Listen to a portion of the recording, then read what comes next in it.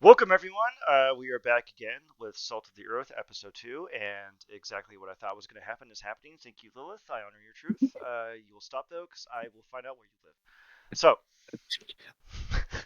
in our previous episode, we were introduced to the totally not suspicious, extremely innocuous, in no way a setup folk festival where you have to defend a large elephant full of straw. You are now in Hadar, a mysterious city in another plane of existence. You are surrounded by taverns. In the previous episode, I made reference to a large monastery on a hill, and there is also a road that leads out of town to the other polities. Your other two compatriots, Marta and Varan de Mariel, have mysteriously disappeared for plot relevant things I will figure out in post. The three of you are actually where you are right now. You're inside a large plaza. You can see the enormous straw elephant being guarded by, and this might shock you, guards. As you kind of scan the area, you notice one relatively odd thing. Everyone is welcome to roll perception. The DC on this is 10. It's actually not hard to know.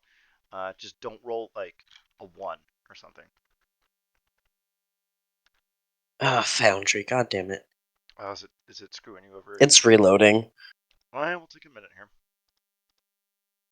Dude, Does anyone wish to use their... Okay, wow. Good job, Delta. God damn. Sky realizes that they're inside a game. The Matrix is real. You're like, the spoon isn't real, the elephant isn't real. Wait a minute, we're actually just in Branson, Missouri this entire time? Always has been. That's miserable.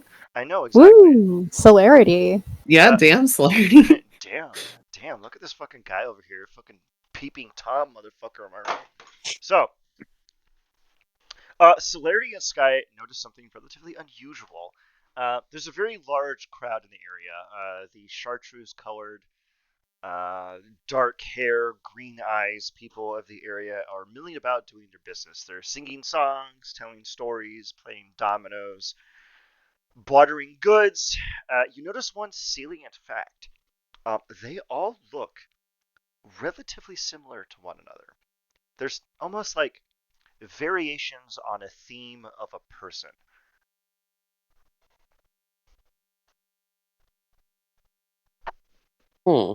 That. Oh no! Wait, Sky wouldn't know that. Hold on. Maybe Sky would know. Apparently, I barely noticed that there's even people. Volta, would you like to describe what distracted you? The jewelry over here on this stall. Smart. The shiny baubles and doodads elicit your attention, while Sky and Celerity keep, it on lock and actually pay attention to everything around them. They're seeing the forest and you're looking at the trees. Yes. Oh, let me get rid of your two compatriots who are. Let me just buy elf. It pleases me to destroy an elf. Okay, so now the next thing that kind of looms overhead is that there is seemingly a monastery leaning on a hill above the city. There's also a market, a tavern, and a variety of other shops in the area. But to be as clear as possible, maybe, just maybe, the monastery elicits your attention the most. Unless you have an alternate idea, which I will tolerate, but with chagrin. And also remember that buying things in this area involves sowing your blood. Sky is gonna try to make eye contact with Celerity. I mean, assuming Celerity is at least mildly uncomfortable by the observation. Yeah, Slurry's just gonna straight up say, and has anyone else noticed that frickin' everyone looks roughly the same? I'll finally look and acknowledge. Volta looks up and goes, huh, yeah. Oh, wow, that's shiny. Yeah. It goes back to it. Sky is. Oh no! Wait. Guy's intellect is a +1, so never mind. Let's see who the smartest person amongst the three of you is. Wow, y'all dumb. Guy thinks, wow, it's so weird that these people all look alike. Wonder what could cause that, and shrugs. I just think that they have a similar aesthetic. It's just the culture or something. Mm.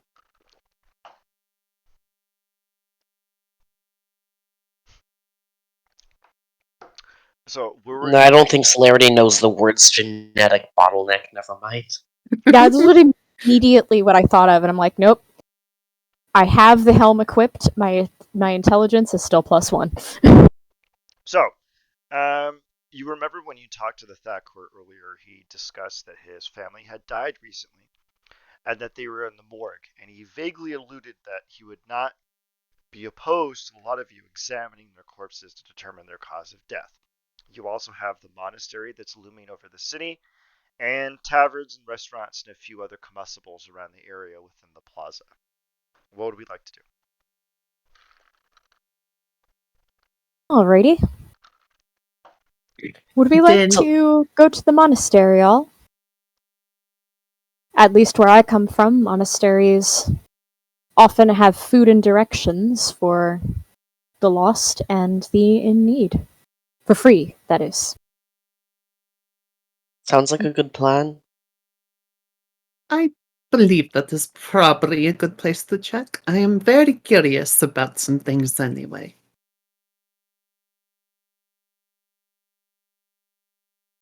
But the And monastery, then. this is the monastery, or? No, there's a separate map for it. Here in 1 minute. Oh, okay. When does the goat burning ceremony take place? It's in a few days? It's in 2 days, so one Yeah. night, and then it's tomorrow night, basically. Okay. Let me adjust everyone who is actually fucking here. Everyone can see the map, right? Yes. Okay, I have to scroll down Yes. to where the fuck I actually put this. All right. Mm. You make your way up a faint, winding road of marble with inset emerald gems, and you eventually come across a building made from vibrant red sandstone. Arches are peppered in celestial calligraphy, domes top palatial rooms, and stained glass glistens in the afternoon sun. A small gate lies before the stately building, and it simply reads, Mandir. None of you speak Celestial except for Cajun's fucking character, so you have no idea what's going on now. So, I have to give you people Celestial. It's gonna happen after this. So, the door has faint angelic calligraphy over the front of it, and you see two guards out front. Let me see here. They are wearing. Let me read this. Two creatures are before the gate. They're draped in multicolored cloth, obscuring their form. Give me a perception check. Actually, you immediately make note of this. You can sense that the creatures have a kind of sharp, acidic scent to them, and the creatures' hands are covered in patchwork fur. Crowns top their heads that frame their faces, obscuring what they look like. They have a single sigil upon each of their foreheads, faintly different from the other. What would we like to do? They brandish glaives and swords. What would we like to do? Well, I will walk towards the monastery, presuming that, they're just generally guarding and not like checking everybody at the door. So As soon as you step forward, they each lock their glaives. They look at you in unison and go, "Who goes there? what was that? Who goes there?" Oh, I am Volta, and these are my companions, and we're wanting to visit the monastery, and... Oh yeah, I'll just leave it there. Answer that question. What? And you can see them clenching their glaives resolutely, and you can see their muscles tighten underneath their fabric. What is your purpose?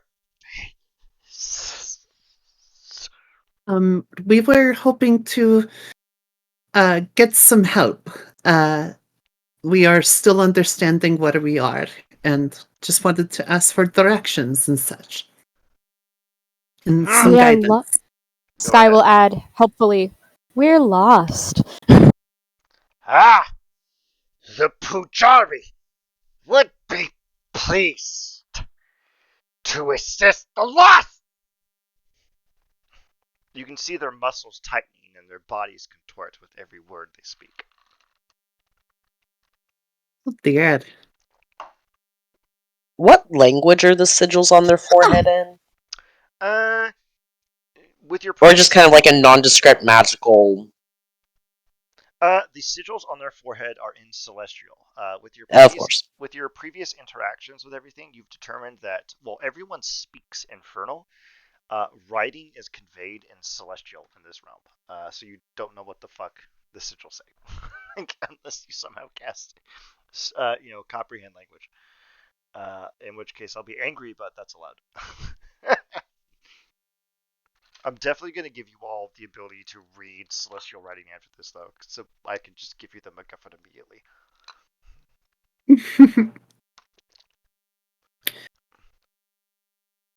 Could be a roleplay interaction. I guess that doesn't make sense. I'm sorry.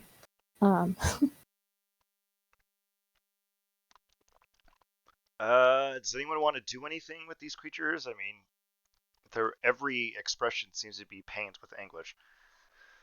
So they didn't respond to us saying we were lost and wanted directions and stuff? They did. They said that the Pujari would be pleased to assist them. Okay, great. Sky is going to attempt to walk forwards. They move their glades aside and says, "The Pujari bids you welcome." Thank you. You said they had fur on their hands. Is it like growing out of their hands, or are they like wearing fur? Perception.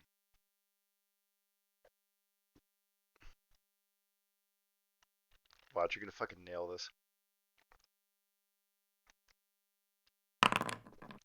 Not bad. Okay, respectable. You determine that the fur that's growing from their hands seems to be patchwork. Oh, sorry, Almost. that was a mistake. Oh, sorry, I thought I did something. Never No, mind. that's fine. The fur growing from their hands seems to be patchwork, almost like something unnatural. There's a faint tinge of cultivation here. This doesn't seem to be a natural occurrence. Supernatural. Okay, does the rest of them look to be patchwork, or just their hands? Investigation. Ugh. This is gonna go not as well. Yeah, not at all. 6. You have no idea. The multicolored cloth that they're wearing, they're draped in robes and covered in masks. It's difficult to deduce the nature of their being. The only thing you can readily clock are their hands. Their feet, their face, everything else is just ringed in cloth and obscured. Their true form is a mystery to you. Celerity is immediately assuming there's some kind of construct, or like Frankenstein creation thing. Your instincts are intriguing. Mm. So, Sky, Vuta, Celerity, I imagine we are going to enter into the main building. Moving forward. Yep. I'm checking something real quick.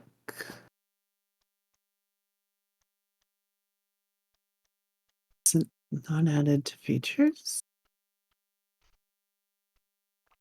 You make your way up a marble gangway.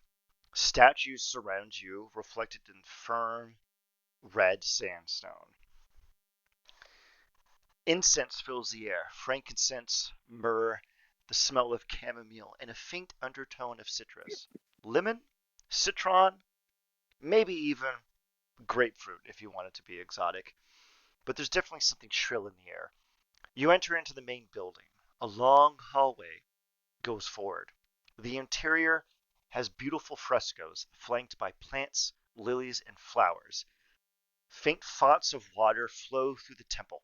It's clean and resolute and extremely beautiful and calming. You see a creature draped in cloth. She's way closer to you than she should be. You see a faint creature draped in front of a four-armed statue, covered in silk.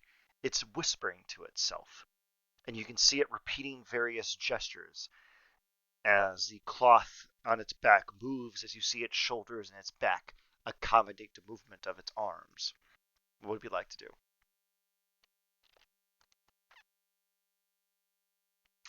And those guards, what they call the Pachari, right?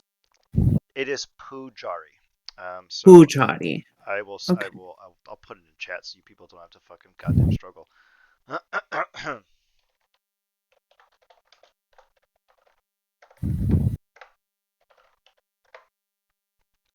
So you don't have to struggle. You would recollect that. It's only been like about a minute since you came in here.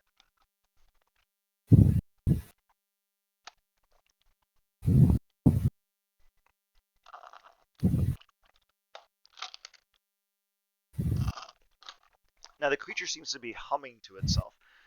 Do any of us want to do anything in regards to that? Sky would like to make an insight check just to see basically whether or not this creature is imminently hostile.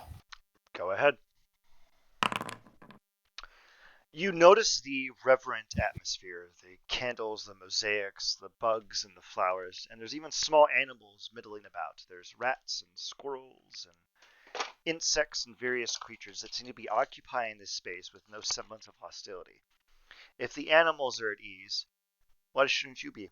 It's a place of reverence. The creature in front of you seems to be, as far as you can tell, a holy figure. Something of reverence. Something to be held to esteem. Not something that would harm you. All right. Sky will go ahead and slowly walk forwards and try out saying hello in this new tongue, Infernal. The creature's movements cease. Its back muscles coil and stop. There is a stillness to its form. The creature rises. It throws off its cloak and it falls to the floor. Ahead of you is a humanoid figure. Skin a hot pink. 4 arms.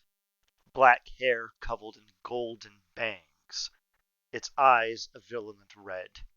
It looks at you and it clasps its 4 hands in front of itself and gives you a faint bow.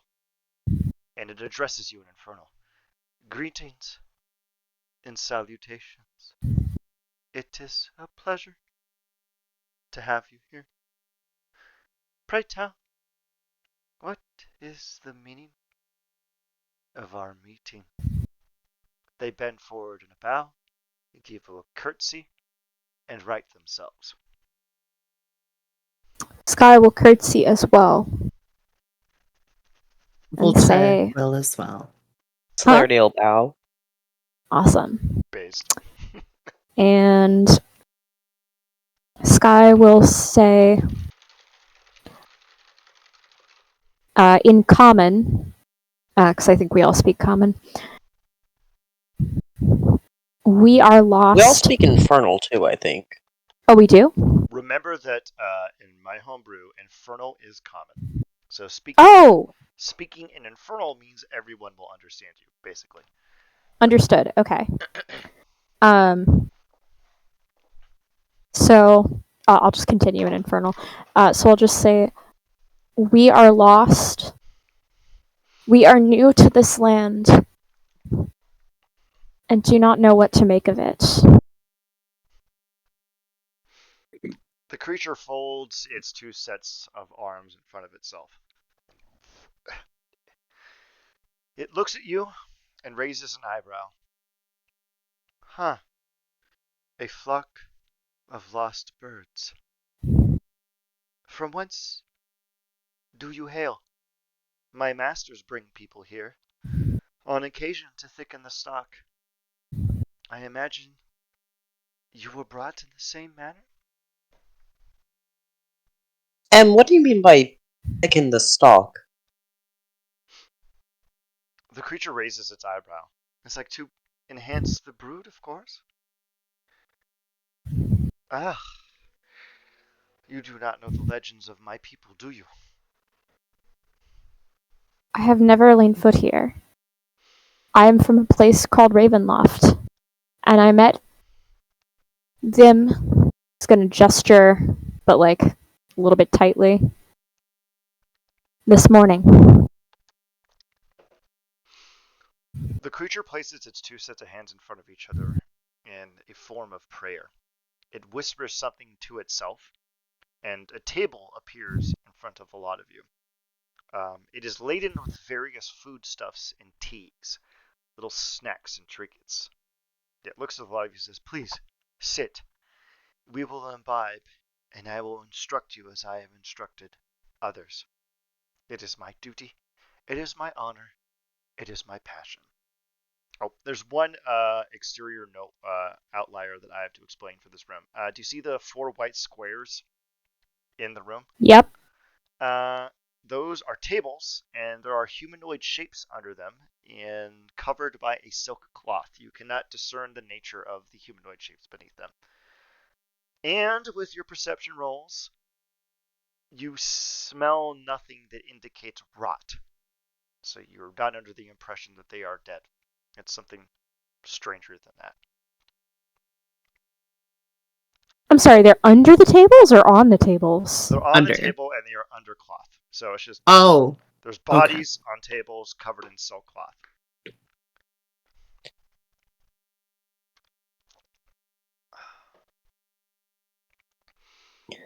Please indulge yourselves.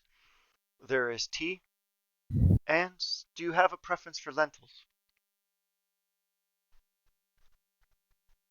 This is quite generous. I enjoy lentils very much. Is there a cost to us? The Pujari raises her eyebrow. Cost? What do you mean? Nothing. Ah, I see. You think if there is some kind of barter in regards to food? The Emperor No. bids it. Food is free. Everyone has a right to eat. Avail yourselves, please. Thank you.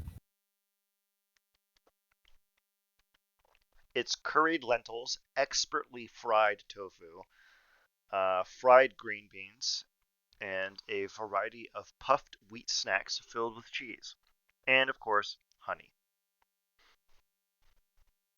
that smells so delicious. Oh. Yes, Larry will dig into the lentils. I will, yeah, Sky will just go for it. The We thank Pachari, you for your hospitality. it is an honor and a privilege and a duty. I can act in no other manner. Food is a right, and all shall imbibe. The earth provides. We take it, and we give it. From everyone, according to their means, and to each according to their needs. That is the dictate of the Lord.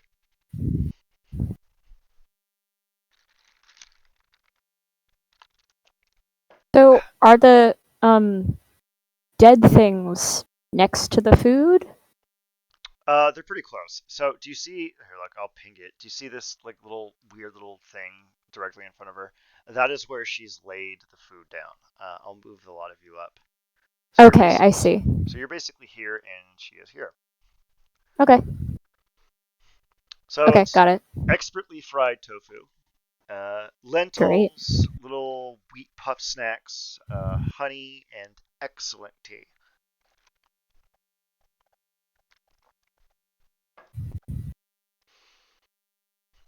What is it you wish to know? I don't like to start a story without any semblance of context. I think we're all wanting to know the way home. The creature raises an eyebrow. Home? Oh.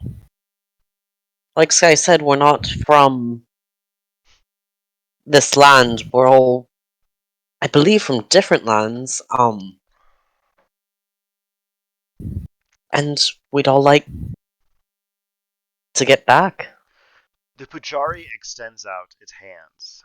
There's a hand for each of you to grasp, and you can see, based on her posture and body temperament, that she wishes for you to take a hand. Celerity will. Sky will as well. Volta will follow suit, though trepidatiously. The Pujari looks at Volta and goes, such hesitancy. My dear, I wish to only impart upon you truth. Do you not relish in truth? I have been told many things that were supposed to be truth, but were only lies. You can see the Pujari brings her fourth hand to her mouth and goes, and she covers her mouth. I am incapable of, what is the term? Lie. Falsehoods? She seems to almost gag. Lie. It is not a thing I can do. I can only speak that which is. I cannot obfuscate reality. My lords did Well, not bid me that task.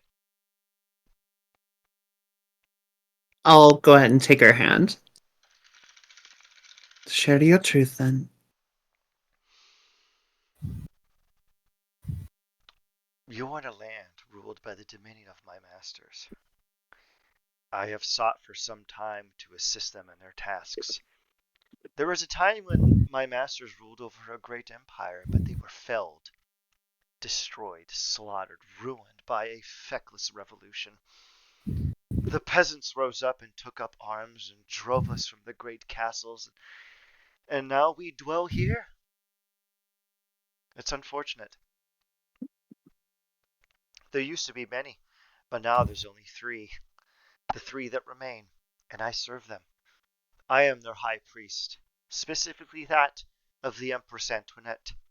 She bid me the wonders of her majesty, and I serve her wholeheartedly. There comes times when others come into this realm, and I believe it is a test, a challenge, not only from the Empress, but from that which is above all of us, the one soul, which we will soon all unite with. But I've been here for quite some time, and we wait. I believe that the gods are testing us. Reality itself contorts. Our being writhes within the mire of existence. It's unfortunate to say, but you are trapped. All the people that come here are taken to task by the divines, or one of my masters. You're pressed to service. They seek to test and see what you are, press you into a mold. And from what I can see, it seems you may not break. Perhaps you'll do better than the others. She releases her grasp from the three of you. She presses her hands to her side. One of her hands goes over her eyes, obscuring her vision for a moment. But I don't see. I can't say what will be. I can only say what is. And I can see that there is a faint light to you. I can smell the divine within the lot of you. I think you will do well. She leans back and sits on a cushion. And what is your light that you speak of? Her eyebrow raises. This divinity. I cannot tell you I am a creature of the third kind, but I can feel a certain sweetness in the air, like waking up on a holy day and the incense has already been lit. The air is thick with the smell of beauty, and a faint dawn rises in the early morn. That's how I feel. I don't remember the old gods. I was sired by the ancients. They were made by something else, and I was made by them. And all I know is their creation. No one knows the elders. It's it's a matter of faith.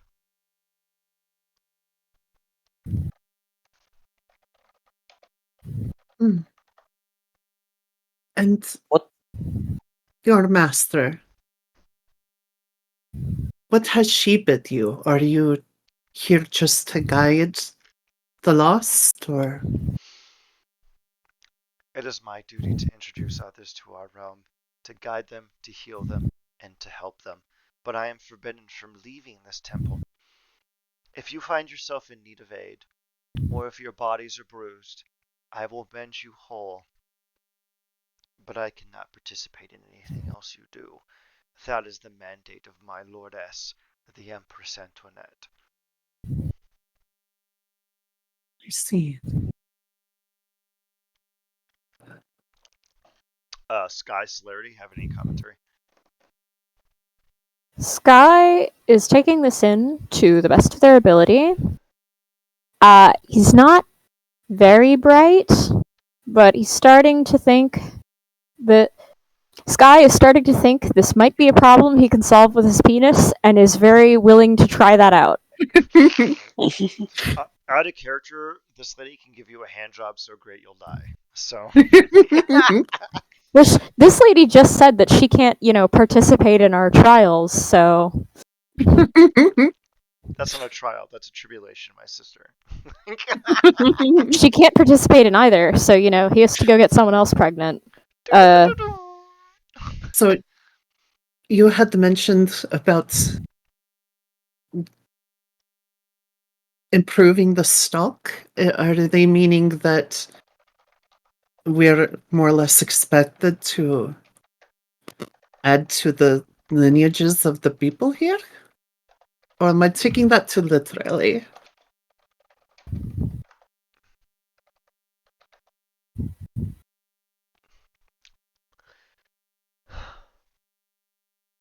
There was a time when my masters ruled over a great empire. Vast, resolute, deep, as broad as the ocean, as deep of its murky depths. But the people rebelled. New gods, creatures, creatures. She places all of her hands upon her forehead. Creatures forged from the new truths, new beings. And they drove my masters to this place. An old ancestral hearth deep in the mountains. The rest of them died. Grandfather, she makes a faint gesture with her hands and presses her hand to her mouth, almost in shock, is gone. As are the sisters and brothers and aunts and cousins and mothers and fathers and grandfathers and grandmothers. All that remains are the three siblings, a brother, and two sisters, Parsifal, Antoinette, and Genevieve. Would they be the truth between the lines?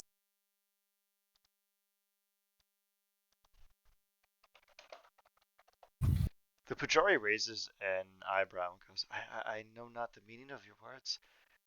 What what brings this?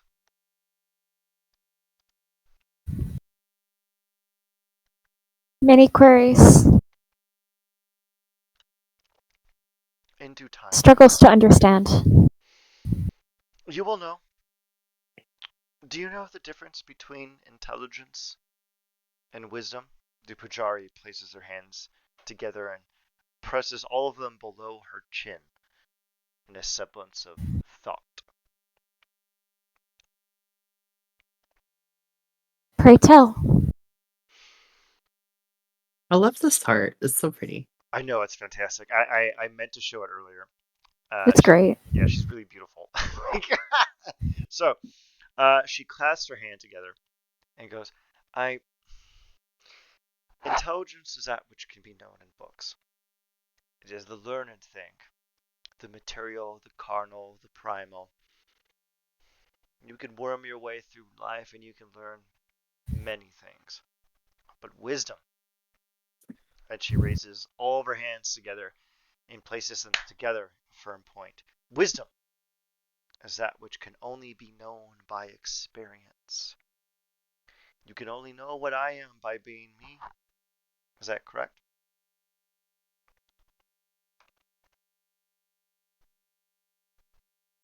Sky's gonna blink slowly and hope to look sincere in agreement.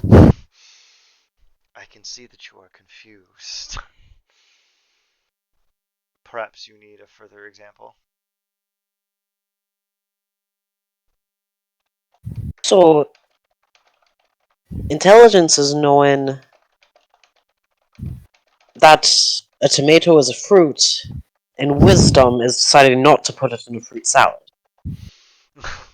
What a delicious turn of phrase. Somewhat. I think that example of wisdom falls a bit short. Wisdom is experience. That's simply taxonomy. Botanically, a tomato is a fruit, but culinarily, it is a vegetable. That's just knowledge. I told you right now. Now, say, for example, have any of you fought in a war? I have fought in technically countless wars, but one great war. At least my people believed it to be one great war. I can smell it upon you. My condolences for your loss. Battle is battle is feckless. If only there was a time where mortals can simply lay down their arms and forge them into plowshares. But that is usually not how it works. We are usually pressed into service by powers above our own, beyond our understanding. We are usually forced into almost an inertia of violence. What is Volta's different? gonna look down, kind of like in a silent shame.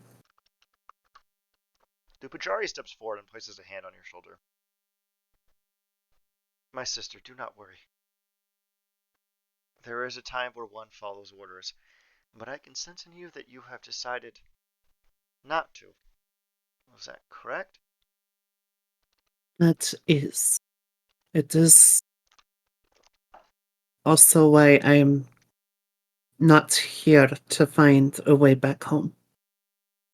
Dupajari stands upright. Her hands coil about her chest. She's in a firm posture. You wish to stay? I do not, cannot go back. Although I fear that perhaps this world find my people will find it soon enough. I don't know. I visited countless worlds in service, and I'm not sure how I got here, but if it's far away from them, then I would stay. I can sense that you wish to flee, my sister. And I can tell you that here you will find sanctuary. This is a place of reprieve. Even for my masters, they came here to dwell and languish in the waters, drink in the swift cool of the high altitudes and the jungles and its warmth. I find that you will find. She pauses and looks up at the sky as if seeking eyesight for a thing long far gone. It's It looks like a wonderful place to learn about. However, I would still seek to help those that do want to go home. If I can be a help to them, then I will.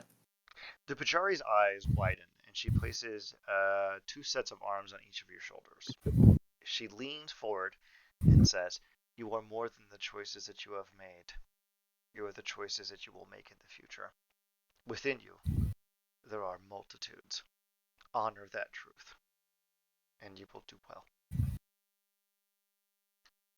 Thank you, Pujari. She gives you a faint curtsy. I'll return it. Are there any other questions for the lot of you? Also, you haven't touched your tofu. Volta's now gonna actually start eating. Volta hadn't started eating at this point yet. Celerity would have definitely touched their tofu by now. Every time that Sky was not talking, they were eating, except for when Volta was talking just now, in which case they were like completely 100% absorbed on what she said. Holy music stops. The lot of you, I imagine, eat in silence for a few minutes. There's the whole range here. You have curried lentils, Buddha's delight, pan-fried tofu, uh, expertly grilled asparagus. There's even a few large carafes of fruit juices, mango, pineapple, things of that nature, and a variety of teas. Pineapple. Wow, we're bougie. The Pajari looks at you, eyeing the pineapple, goes, "I like a drink that bites back, don't you?" um, that is certainly an enjoyable flavor, for sure. Make a perception check. The DC on this is 2. Just do not nat one. Like, just There we go. Yeah, did just fine. perception. Oh, all of Oh, us? sorry. Mm-hmm. The 3 of you. There we go. All right, so we have Voltas, we have Celerity, and let's hope that Sky doesn't fuck this shit up.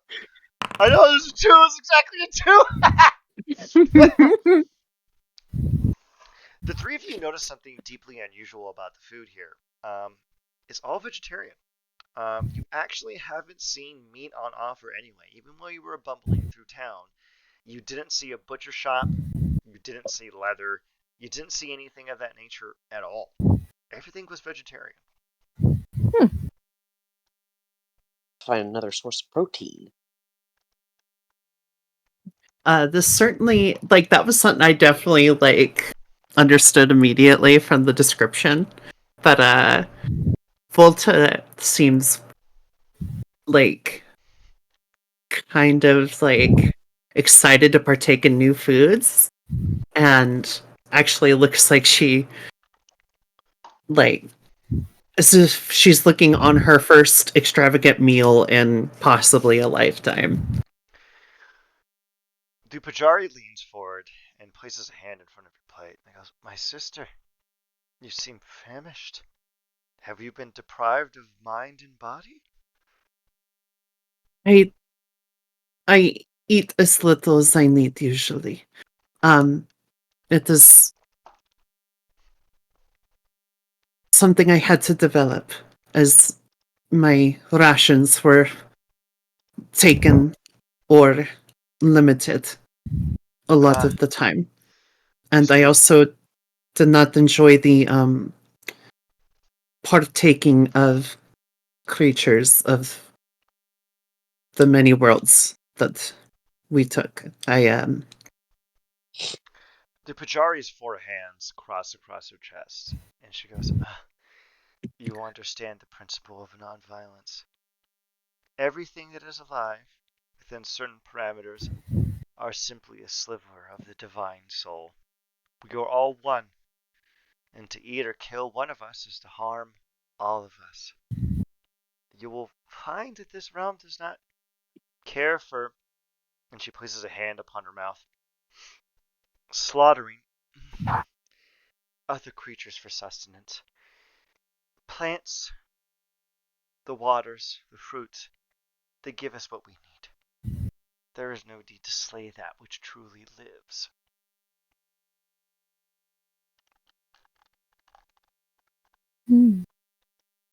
Volta will just kind of nod a silent agreement.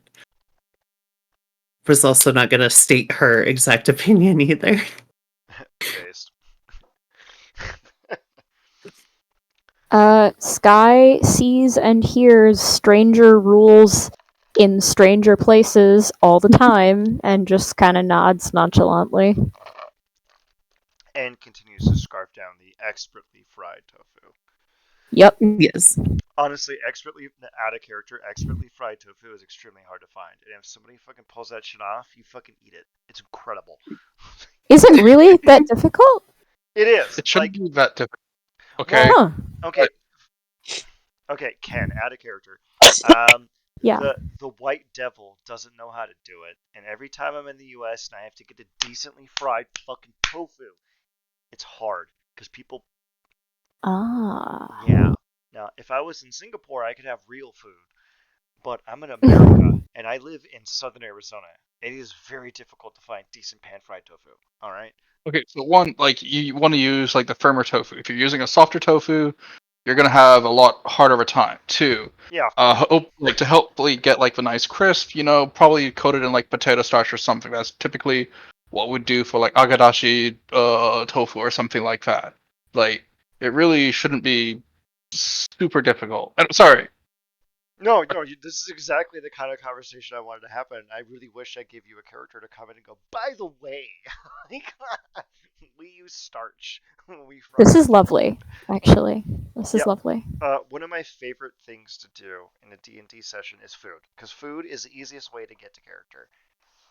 Oh god, fucking damn And it. world building. And world building. Okay, we have to take a brief pause because I dropped 700 pounds of ice all over my floor. So Uh-oh. we're gonna. Welcome back, everyone. We are back from our combustible break. We are currently eating expertly fried, pan-fried tofu, and there's very good curried lentils.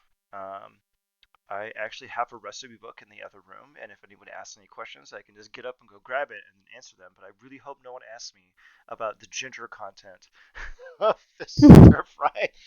I will have an answer, but it will anger me. Like, so, where we last left off, we were commiserating. We were asking the Pajari a few questions about the nature of the land and their philosophy. There's kind of two quests wrangling in the distance. You have the morgue, and then you have the ability to go to the other two cities in the area. What else would a lot of us like to do? I'm trying to remember what was at the morgue. When you entered into the town, you were met by the Thakor, who's basically the Baron. Uh-huh. And he told you that his family died in a mysterious accident. Actually, they died of a mysterious disease, and they haven't been able to make heads or tails of it. And he would not be opposed to people investigating. That's essentially the crux of that. You have the elephant scenario tomorrow, and you have the Pujari, who actually has an obscene amount of content. Like, I'm not even gonna tell you how many fucking notes I have for this fucking lady. I have so many quotes. Like, it's absurd. It's absurd. You could stay here for like 6 hours, and I would not run out of content. Um, but you are in, from what you can relatively grasp, when you're on top of the hill, you can see there's a western city, a central city, and an eastern city. You're currently in Hadar, which is to the west. In the center is Mohenjo-Daro, and to the east is Gujarat. And from left to right, they get bigger. So you're actually currently in the smallest city. So you can tell that it's kind of vaguely small fry around here at present.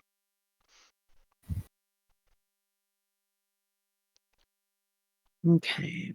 What did the Pujari say earlier? She was person of the third something? I'm so thankful you asked that. I'm glad I get to use these notes. You can ask her what she meant by that, and she will explain it to you. And what did you mean you were a person of the third? What was it? Body or? She clasped her hands together, and she goes, "Ah, I see you're unfamiliar with our cosmogony. There's creatures of the first degree. They're those formed by the initial waters of reality. Imagine, imagine existence as a beach, and there are two things. There is the water, and there is the shore. And the water comes upon the shore in its great waves and grinds down the shore. The water are the creatures of the first degree. Those are the elders, the ones that made everything else. They shape everything. The waters flow over the land that they carve into the soil to create the canyons and the islands and the continents and the mountains. Water is the great mover. Those are the creatures of the first degree. Now, the second is that which is shaped by the water. That is your shoals, your deltas, your eddies, your archipelagos, your mountains, everything. The water shapes and cuts and molds and forms everything. Now, those creatures of the second degree, that shaped by the water, made things such as me. I am the third degree. I am that which grows and is cultivated upon that which is cut by the waters. I am the trees. I am the bees. I am the birds. I am the flowers that bloom in a beautiful morning. Does that make sense? Yes.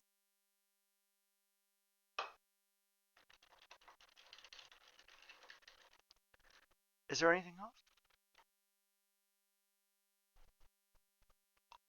Would that we could, Pajari. What are your favorite stories to tell that you would be willing to tell us? Okay, now let me look up. I actually have a list of this. Give me a brief microsecond. What kind of stories would you wish to know? Is something that gives clarity to the world, something personal to me? I'm actually asked this question quite frequently. Clarity to the world seems most useful. Give me a nanosecond here. I have to pull from like the entirety of Hinduism, which is a lot. Like,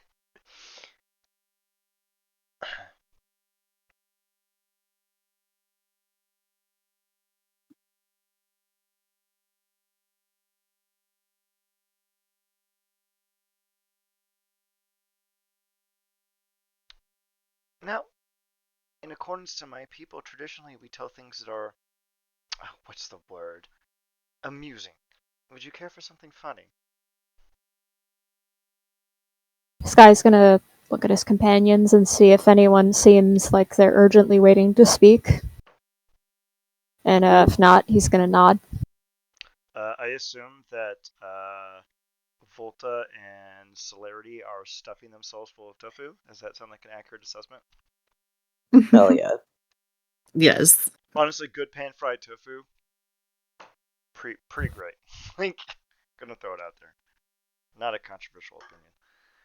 Oh, I can't believe I ruined my notebook with Coca-Cola. I'm gonna put this down here.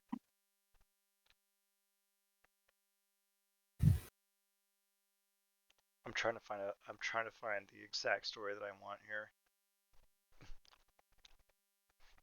According to our people, there is a great mystic known as Nasrudin.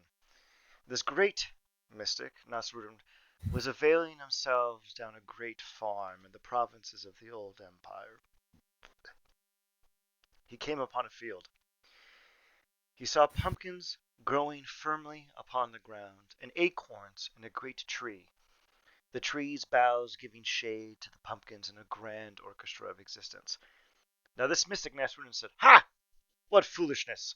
To think that the mighty pumpkin grows so weakly upon the ground, but the febrile acorn grows upon the mighty tree. What folly! What god would allow such things?" Nasrudin, having uttered his great statement, finds himself to be tired and leaves himself under the tree. As he rests, an acorn falls from the tree and lands upon his head. He awakens with a stir. He prostrates himself upon the ground, his hands firmly in the dirt, and says, I beg your forgiveness, O great divines. To think where I would be without the infinite wisdom to allow pumpkins to grow upon the ground and acorns to grow on the trees. If it were reversed, I would be dead.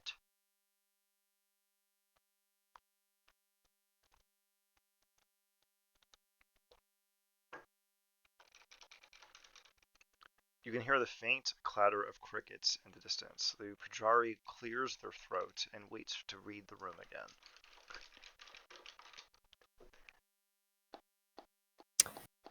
This is probably going above Sky's intelligence level. I'm just going to give you all an intellect of 20 so that I have to canonically force you to laugh at my jokes. I'm kidding! The Pujari Okay. used to weep. Okay. No, she doesn't. She's Aura of intelligence. No, the joke is that I'm already wearing a helm of intelligence. even with the helm of intelligence, the joke just flies right over there.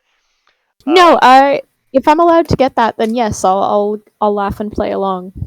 The joke essentially is the guy was bitching and moaning that pumpkins are strong and they should grow in trees, and acorns are weak, so they should grow on the ground. He takes a nap. An acorn falls in his head, and he realizes that pumpkins grow on the ground because if they grew on trees, he'd be fucking dead, and that God is right, and there's a Yeah. reason why everything should be the way it is. Yeah. So then Sky will chuckle along.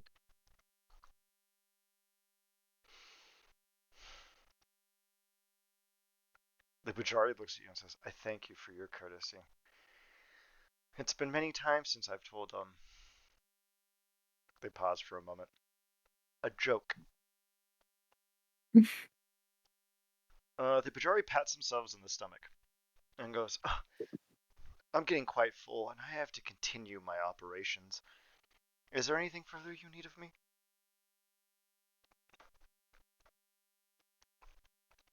Um, I'm kind of Sky's shocked. gonna shake his. I'm kind Huh? of shocked nobody has asked.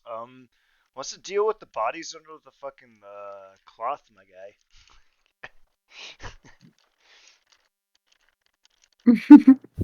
No one's like, yeah, corpses, whatever. Do you want us to? Cause like, Of course I do. Celerity's just assuming this is some kind of funerary custom. That is a very intriguing observation, and I'm glad you say that. Do you remember that they said that the morgue is in a separate location? This is not the morgue, so the corpses being here is weird. Oh, maybe it's awake. When the party makes excuses for a murderer. I mean, Sky has not lived this long by questioning the locations of corpses. All right. That's actually that's a pretty pro gamer move. Never question why a corpse is in its present location. No. I'll go ahead. I'll bite. Yes. One more, if you would be so kind, and thank you for your kindness so far. This guy is going to just kind of nod their head in the direction. What are these? You gesture towards The corpses under blankets or perfect. cloths. I'd like to thank you. The Pujari looks at the lot of them and goes, "Oh, I'm just." She pauses for a moment.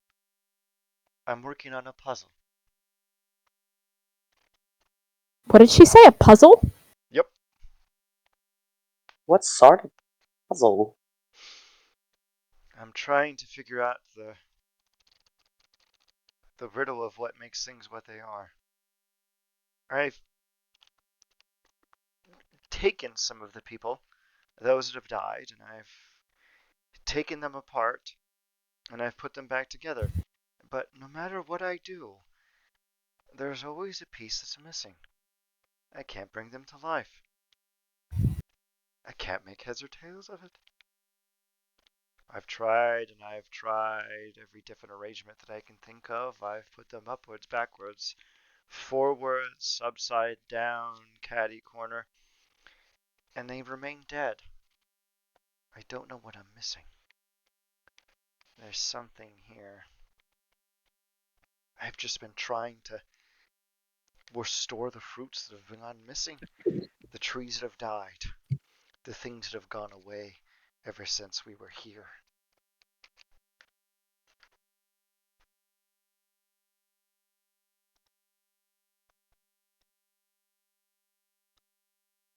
When Volta's done eating, 5 minutes later. right, she'll ask if it's okay if she looks at the bodies, and I would like to attempt to look them over with like a medicine check, so like a very physical kind of inspection. I'm so thankful you get to help me indulge in my Cronenberg tendencies. The Pujari looks at you and says, I would welcome another set of eyes. This is a puzzle that I find to be quite tenacious. By all means. Which one Okay, do you want to go to first? I'll check this one first. How do you check it? So I'll fold over the cloth, Very bad angle, but and go ahead. I mean, I gotta look at it. Uh, Many a brave soul and has said that. and kind of look over the body, like check like if there was like uh notable like internal bleeding or anything. If there's like specific like effects on the body that could still be seen post mortem. Give me a Uh, medicine check. yeah. Well, they are dead. Does anyone take pity on Volta? I'll take a look. Yeah, I could look. Medicine. So Volta throws off the silk sheet of the God damn. Yeah, fucking house MD ass motherfucker over here. Holy shit. So, By virtue of killing people before. oh, I know what this is. I usually punch this right out of a fucking guy's asshole. You throw off the silk sheet, and beneath it you find a perfectly preserved medallion of a native person of the area. Their skin is chartreuse, but it has a tinge of cold to it. Hair black with coiled golden bands, and you find that their body has been perfectly segmented into various constituent parts. Even puzzle pieces that have been attempted to be crudely fixed together with uh, thread and gauze and all kinds of other instruments. They are resolutely dead. They've been assembled so perfectly into another puzzle piece that you can't quite discern their cause of death until celerity arcs over the course of their body and sees a single needle strike at the base of their skull. It seems they were killed and they didn't even know. And now their desiccated, preserved pieces lie here, a puzzle yet to be solved.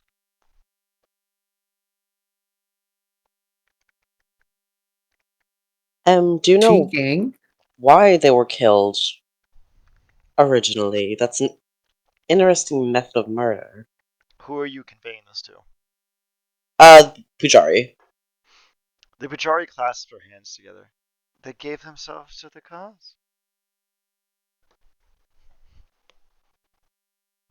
They did To this. He did this to which themselves. Yes, it's really surprising what faith can endure. Even now, I can sense them. They wish to be guided. Their body returned.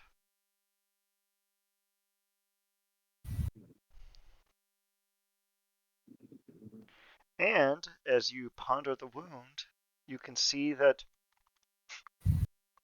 it's clean and smooth, and there's almost a kind of appreciation to the gash in the back of their skull. They did this to themselves, and they did it quite willingly.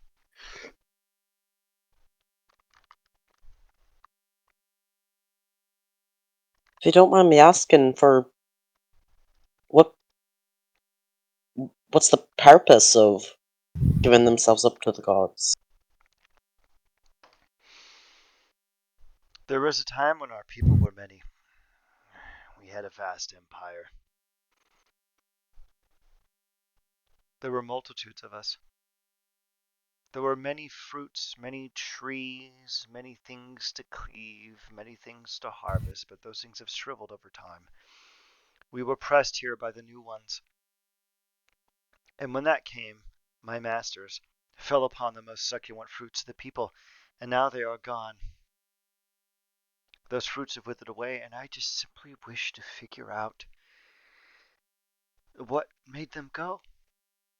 And I honestly think I can bring them back. It's simply a matter of grafting what was to what is. The Pajari steps forward and runs a finger across the desiccated corpse. You can see the faint trace of her finger arcing warm across the cold flesh of the body.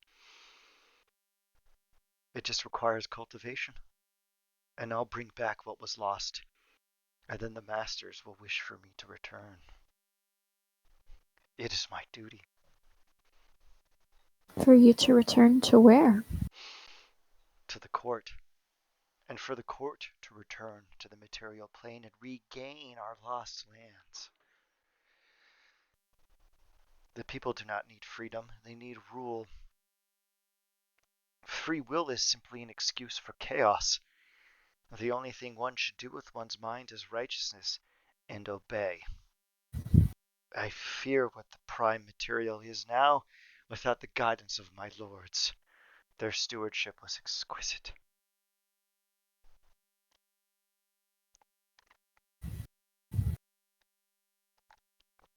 Volta will give a silent oh. So anyway, we have to leave. Yeah, that's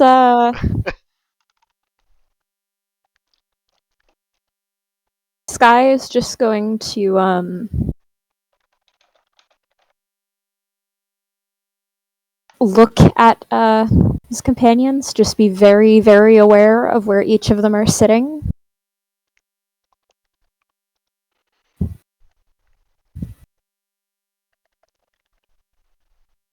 The Pajari cocks her head and looks at the lot of you. Do you wish to depart already? I thought we were getting along famously.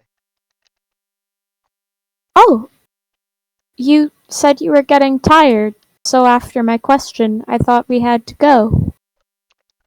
No, that was an out of character joke. Oh, okay. Yeah, she's fine.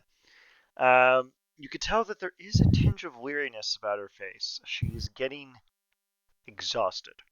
Now, mind you, you don't know how long she's been up to this farce.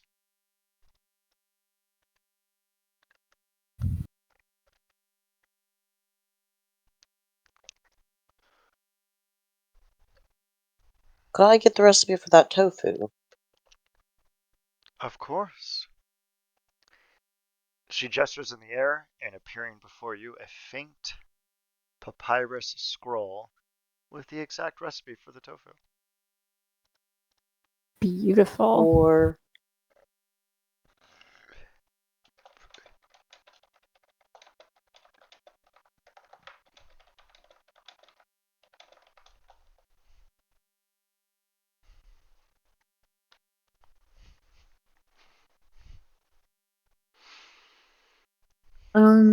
Anything else? Look, we do need to. Oh, on the original matter we brought up, are you aware of any way for visitors such as us to get back home? No.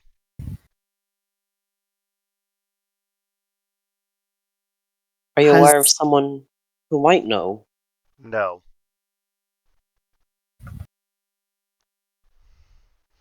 have you heard Does of she it being seem done before? No. Hmm. You could tell that she's being a little too firm about this. Yeah, she doesn't sound happy in the answers she's giving. Maybe an insight check would be fortuitous. Just throw it out Yeah, I'm gonna. I'm gonna give Yeah. this a try. Yeah, I try not to roll until asked for. You're allowed that's to a good roll. idea. Okay, in this game, you could roll. Just tell me what you're doing before you do it. Don't just roll and then fucking try to gaslight my ass. Okay, that's not how this game works. Okay. Alright, insight. Goddamn. Yeah, good Ugh. old Volta. Coming in fucking clutch. Celerity and Sky, the both of you notice that there's a kind of, like when you do something that irritates your mother and she tells you you're gonna talk later at home because she doesn't want to cause a scene. That's the kind of energy you're getting from the Pujari right now. There clearly is, but she's not the one that's going to fess up about it. She wishes for you to desist.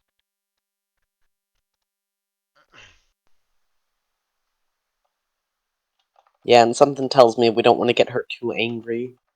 Yeah, she could punch you 30 times in the genitals, so don't do it unless you like that. And in which case, don't do it because it's weird. Like, All right.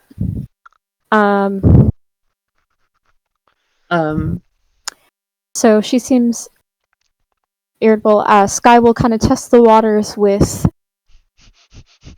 "Thank you." Huh?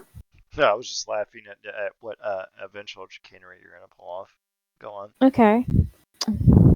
We'll stand and curtsy again. Say, "Thank you, Punjari."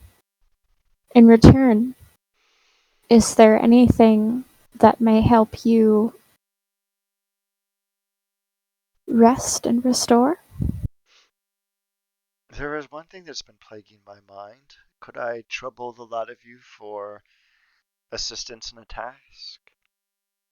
That would, of course, depend on the task. She shakes her head. It's quite simple. A few hunters have been slain recently by were-jaguars. Can you please lay them to rest by the nearby river? I am forbidden from leaving the mandir. Hunters? And I'm sorry, I out of character didn't missed the other word. This thing that hunters killed. Were-jaguars. Hunters? Were-jaguars? Why, yes. The region is plagued by therianthropes, particularly were-jaguars. They're quite a nuisance, especially around here. I exercise caution when traversing through the jungle. The wares tend to hunger for fresh meat. They have very rotund palates. Did you not say that no one in this world kills? We don't eat meat, but when a jaguar has its claws around your throat, are you to clap your hands? Of course not. It's about self-defense. We just simply don't see the reason to kill a thing to eat. The wares have a different approach to the scenario, so I suggest you exercise caution.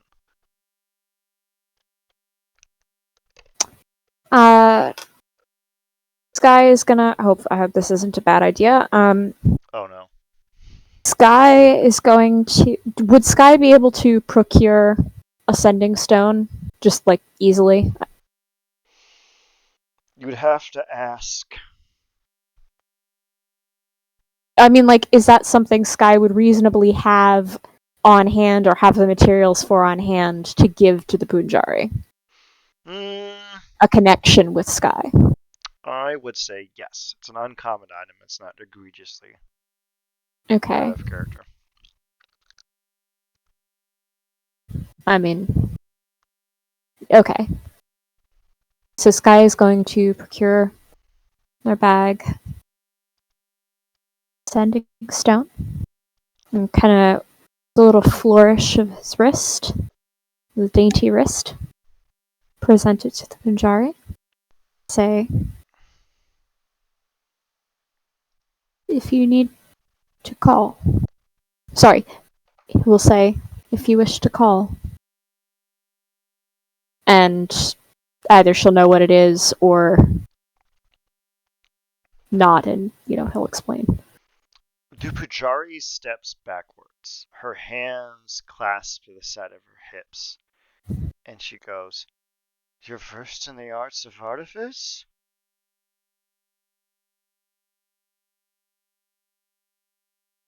Not versed, Great Punjari, Then how did but you a little lucky from time to time. how did you acquire such an item?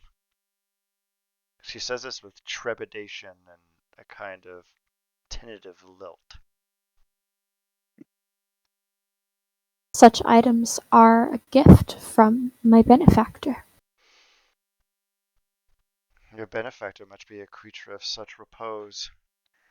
In these lands, such trinkets are highly valued. What a gift. I thank you. I'll be sure to tell the Empress about this. She'll be most pleased to understand about your gifts of procurement.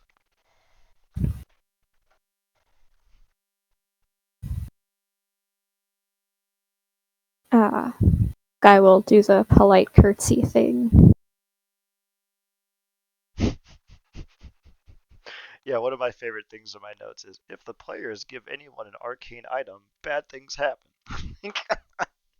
Like, so thank you, Esther. Okay. Okay.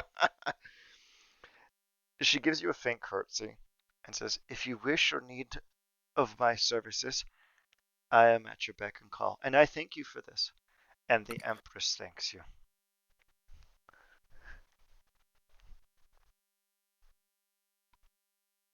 Might I ask, by chance, are you um part of the Shivara people, or is that familiar to you? She raises her eyebrow. She's like, I know not those words.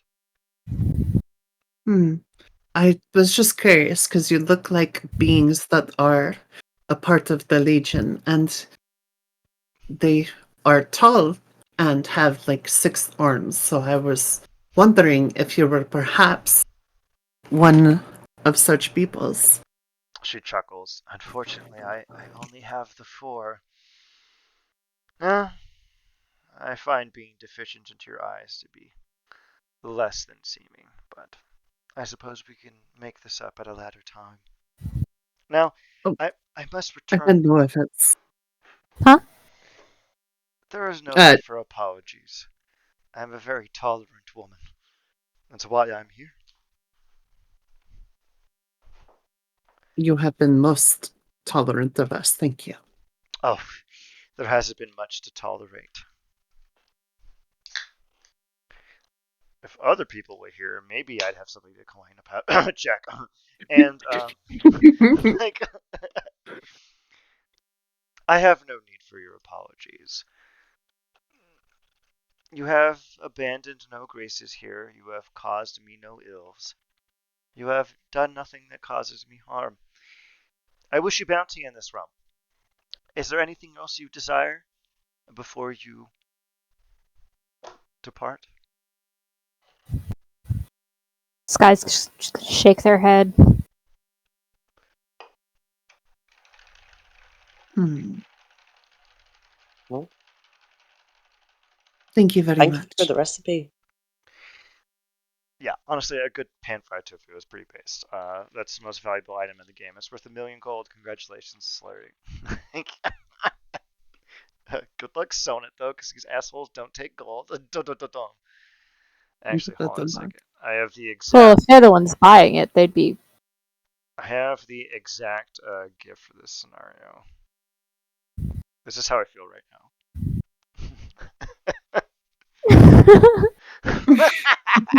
So, the Pujari has kindly requested that you leave so that she can continue her horrifying experiments with human corpses. I mean, Patali corpses.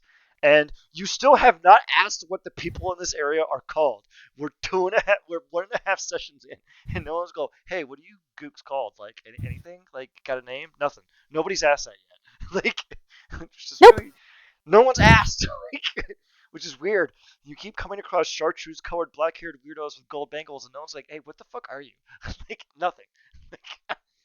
So Celerities from Wild Space, they've seen weirder shit. that is true. I mean, some of these people only have like one set of genitals, which must be horrifying to you. So Hmm. what? There's only Yeah, two. Wait, what's they're used to like celerity again? cosmic horde. Celerity is a bugbear. Oh, do bugbears have multiple sets of genitals usually? Yes. Oh. It's canon. Canon now, I It's guess. canon now. That's only if Luan wants it to be canon. I'm not gonna give them like 30 dicks or something. That'd be rude. Like only if they want 30 dicks. You can have too much of a good thing sometimes. Yeah, no, their wife is still alive, so I don't think they have a 30-inch dick. She's alive and very happy. Great. God fucking damn it. Alright, so you leave the sacred holy temple with the holy creature to go do Thinking only holy thoughts. only holy thoughts. Except Sky, who's obviously not thinking holy shit right now. Definitely not.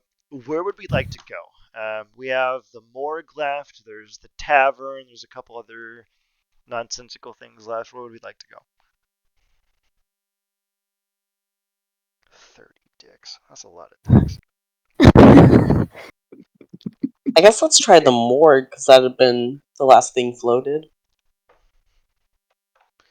Yeah, I mean, I think we go for the morgue. So you enter the morgue. Inside are 30 Tarasques wearing shirts that say, "I really hate the party," and they racially attack you. Like, I always start in Tarasques, but I've never actually done it. One of these days, I'm just gonna have to do it. For some weird reason. And then the party chooses a Tarask. Shut the fuck up, Jack. You're not allowed to talk. You're an entire different breed of animal. You know how some things are descended from God and its holy light?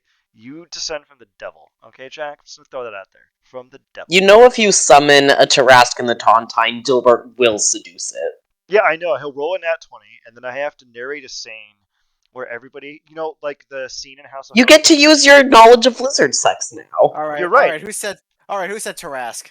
Wait, who said hemipene? Who said hemipene? Like, okay, so we'll do my inordinate amount of reptile knowledge later for the sex scene. So you enter the morgue. Let me scroll up to where the hell this fucking segment is. Oh my god, every fucking day it's a hemipene. Okay, let's see what we got here. Okay. A hemipene is just for snakes. A lizard penis is called a herpene. Thank you, Luan. Or a herpenis. A herpene. Is it really cold? Herpenis. Is it really cold? I'm not kidding.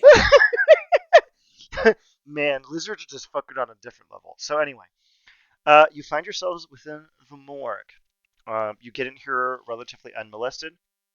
You describe to the exterior guard that the Pujari and the Thakur and other people have made mention of this place, and the guard is like, "Checks out for me," and they just let you down into the basement. In the interior, a callous cold clings to the air. You can see 6 corpses in front of you, tightly bound and wrapped. What would we like to do? Also, let's note some ground rules. You don't have to ask me to make the roll. You can just say, "I am going to make roll X for purpose Y," and then you can just do it. Like, I'm going to roll perception to check Y. That's fine. You don't have to ask me. I'm gonna try to roll perception to ask, or to see in general what the fuck's going on here, It's why good. they're laying out, etc. I was about to say it's going to be an 11, but you beat me to it.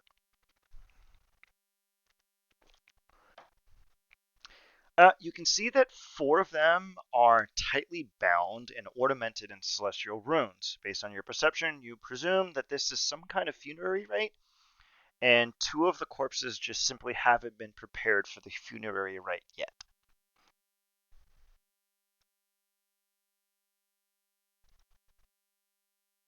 Anybody else? Anybody else want to do anything goofy and cartoonish? Anybody?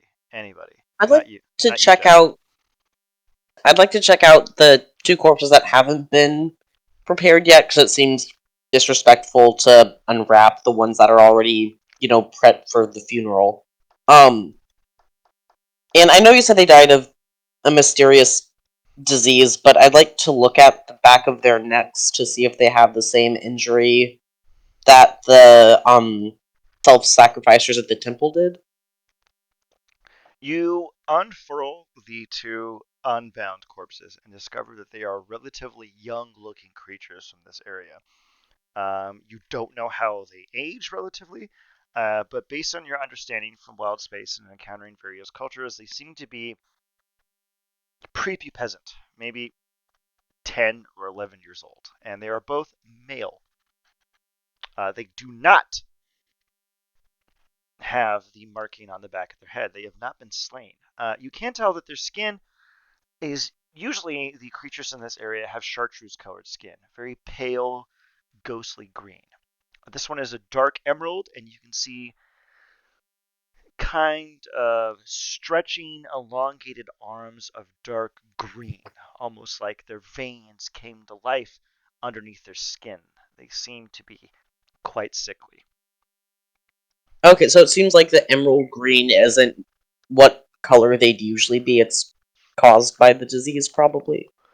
Yeah, you've seen quite a few of these people, probably a couple hundred over the past couple of hours, and you can tell that they don't generally look like this. And seeing as how the Thakur said they died of a disease, you reach the reasonable conclusion that the demarcations are evidence of a disease. I'd like to try and um, do like an intelligence check to see if I can identify the disease. It's going to be a 13. Go ahead and roll that. Okay. And shall I roll medicine or It's medicine. nature? Okay. Yeah, for this to be mentioned. Ow! Nope, never mind. I did the medicine first, but okay. You put your hand on I'll the give it a body go. and go, this is definitely a corpse. Wow, look at that! I was off by one. Maybe a Luan's whole two rolls. later. Actually, I need everyone to knock on wood before I say this. Knock on wood.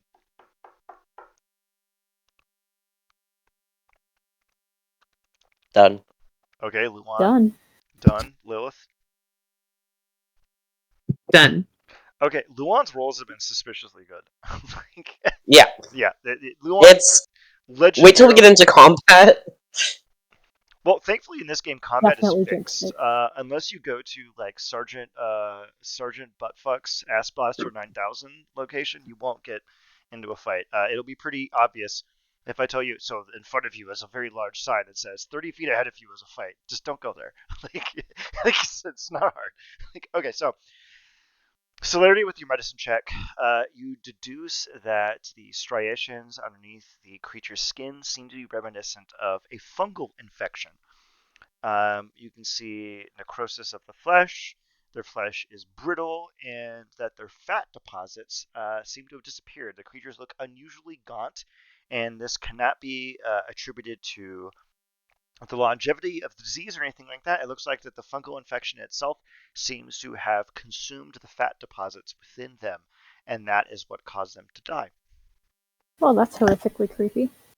Thank you. Yeah. Celerity will relay this information. Oh, quick, Hmm. quick retcon.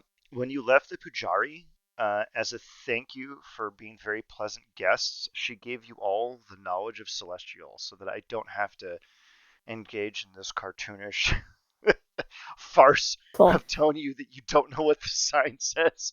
So congratulations. Give yourselves all Celestial. You can now read Celestial. Noted. What the? It's just Wu-Tang symbols all the time in various oh my god. I get it now. Okay, so celerity, you've determined that the people died from a fungal infection. At least the two boys died from a fungal infection that cannibalized their fat deposits, which is what caused their death. What would you like to do next? Oh, another thing that's immediately apparent is in one of the tables is all of the effects from the deceased people are neatly stacked into piles. There are two piles. One, here, wait a minute, I wrote this down. One has three and the other one has three. Uh, one of the piles is set up with delicacy and care atop a silver platter, and the other one seems to be a little bit more haphazardous.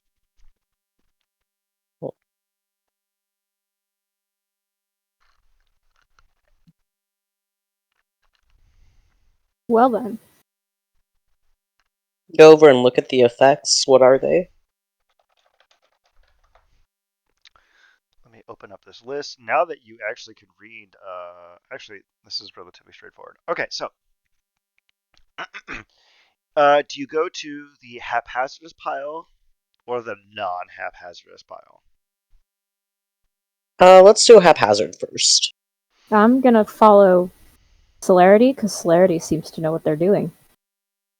You can see the haphazardous pile is 3 longbows, 3 daggers, and like pouches full of food and cured mushrooms and a bunch of other vegetarian offerings, and then a single note. Which is- says... Give me a second. I have to open up the inventory guide for this one. It is a single note in Infernal. Would you like to read it, Celerity? Yeah. I will drop it in your inventory. The item is literally called a note. It is now in your inventory. You are welcome to read it.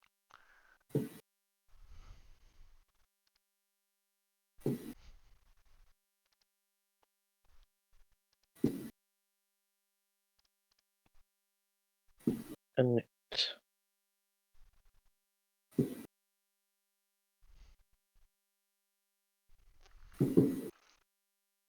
Oh. No, you can't just think it's cute. You have to say what it is.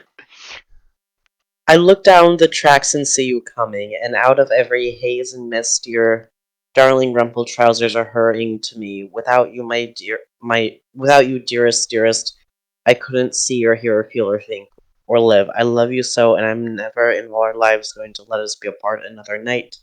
It is like begging for mercy of a storm or sorry, it closed.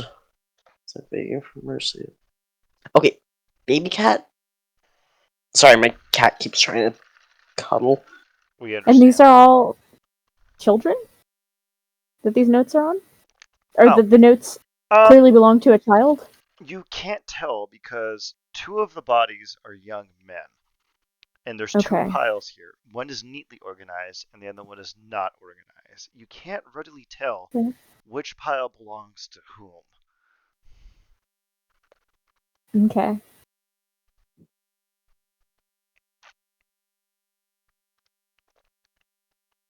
Go ahead and continue, Luan. It's like begging for mercy of a storm or killing beauty or growing old without you. I want to kiss you so, and in the back where your dear hair starts in your chest. I love you, I can't tell you how much. To think that I'll die without your knowing. Goofo. You've got to try and feel how much I do, how inanimate I am when you're gone. I can't even hate these damnable people. Nobody got anything right to... Blah. Nobody's got any right to live but us, and they're dirtying up our world, and I can't hate them because I want you so. Come quick to me, I can never die. I can never do without you if you hated me and we were covered with sores like a leper. If you ran away with another woman and starved me and beat me, I would still want you, I know. Love, lover, darling, your wife. And it is loot, it's apparently weighs 5 pounds and is worth 25 gold. Okay, that's just because I use a quick note to make it, so it's not worth 25 gold. I figured. I'm assuming it also doesn't weigh 5 pounds. Yeah, it doesn't weigh 5 pounds. So that would require a lot of explaining that I'm not going to do right now. Alright, what's up, SJ? Oh, Sky is just gonna react out loud and just be like, "Don't like that." Wow, those people need therapy. If anyone can guess where this note is from, I will give you one inspiration. Everyone gets one guess.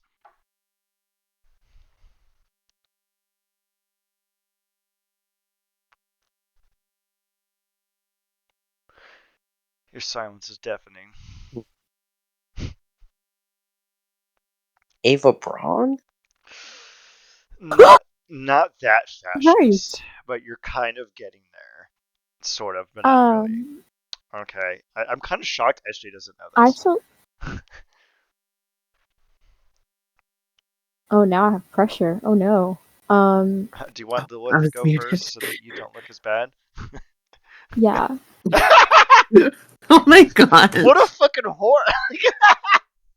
Alright, go on, Lilith. Apparently you have to take the fall for this. No, I'll guess after Lilith does. Okay, go on, Lilith. What do you think I this have no idea. It is a literary reference.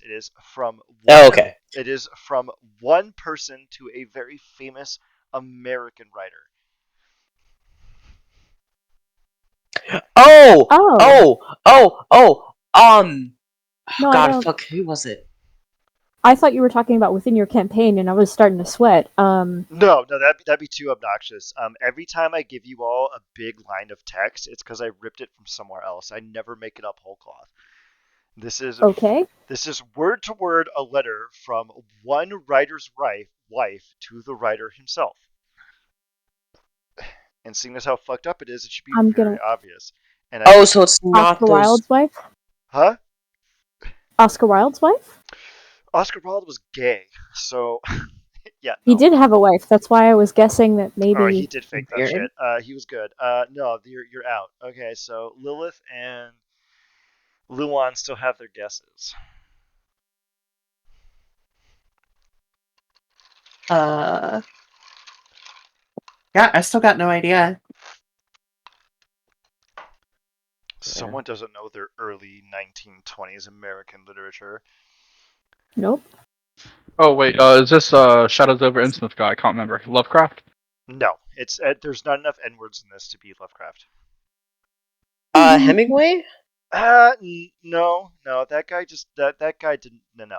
You're getting there though. Lilith still Yep. has her one though. Um,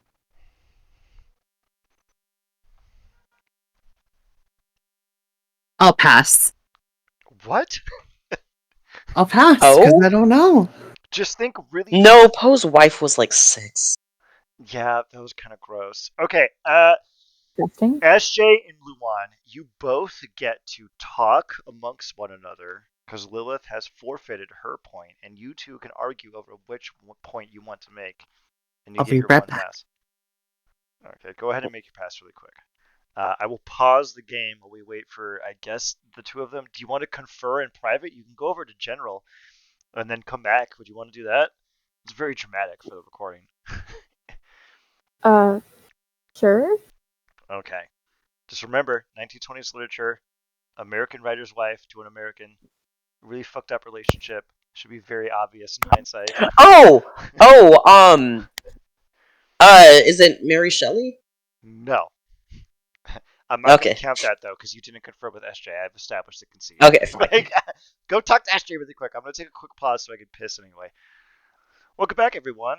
In our previous episode, we discovered that our players apparently don't know about the emotional trauma between Zelda and F. Scott Fitzgerald, but we'll get into that later. They have examined the scattered pile of clothing. Everything else that's in there is standard stuff: short sword, bow, or arrows. The only thing that's the outlier is a note. The other one, the other pile is shoes, a few knives, and a very beautiful longsword in a well-oiled scabbard. There is also a preserved vellum card written in Infernal on top of it. What would we like to do? Um, I will carefully approach to try to read the thing in Infernal. You don't have to try to read it. You can just read it.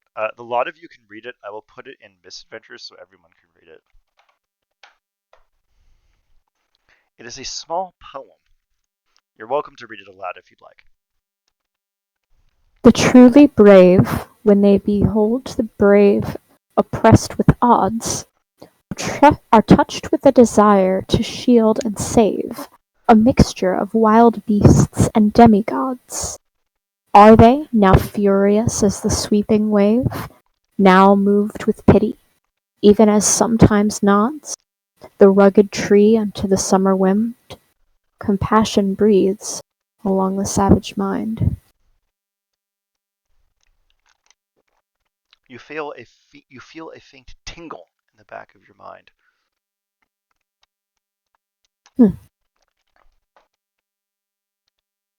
I'm really proud of one of you that I said that there was like a super cool sword here, and everyone's like, "Let's go read the card."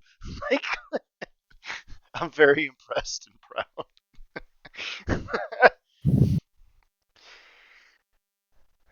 Aside from the card, the only other noteworthy outlier here is the sword itself.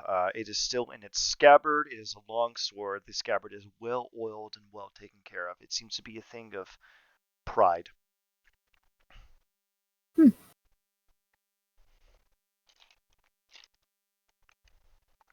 I'll take a look at the sword. How are you going to examine it? I'm gonna pick it up, kind of weigh it, check its balance, open up the sheath just enough to check the blade. Thank you. I'm really glad I don't have people who are afraid to touch stuff. I never kill people because they touch things. I like people touching things. So, You kill me when I touch things. yeah, because you're fucking stupid, dude. Like, okay? Like, I say, hey, there's a thing in front of you. If you touch it, you'll die. And you go, I touch it. Like, that's on you, okay? Like, okay, so Volta, who has never done anything wrong in the history of the universe, unsheathes the sword. It is a beautiful longsword. The steel that it is made out of glows with a faint golden radiance, almost like the early sun on a warm summer's morning. You can almost smell honeysuckle from the waning night wafting across your nose as you unsheath the blade. Acid etched images depicting creatures turning from one thing to the other line the blade. It is ornamented with gold filigree. It is covered in no external iconography. There's no writing on it. The only thing that seems to betray its provenance is the depictions upon the blade of creatures turning from one thing into another, from men into wolves, men into badgers, men into many myriad things. And you can see upon the hilt are various etchings of a moon, from waxing to waning to full to new.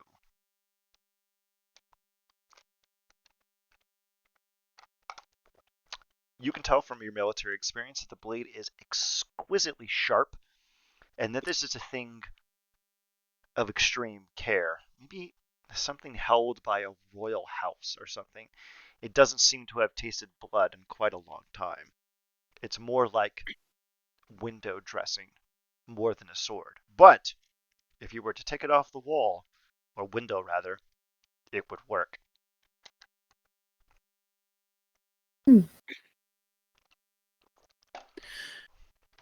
This seems like a weapon against were creatures. But it seems to be an heirloom that would be quite valuable. I don't understand exactly why it's right here. You will recollect that the Thakor said that his family died. Based on that inference, you can conclude that this is likely an ancestral blade carried by some of his family members. He said that his wife and his 2 children died. Seeing as how there are 6 corpses, you can reach the conclusion that half of the people here are likely his relatives.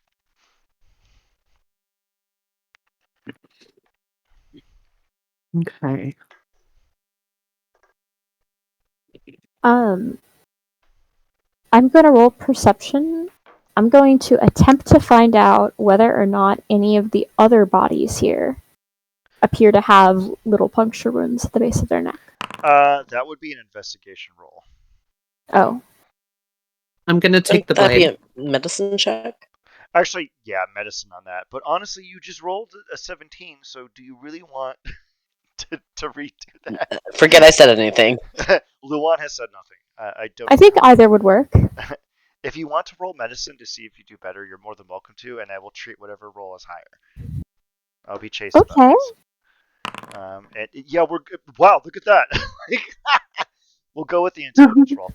You examine. Okay. Okay, now recollect that 2 of them are unbound and 4 of them are bound. So in order to examine the other 4 corpses, you'd have to unbind them.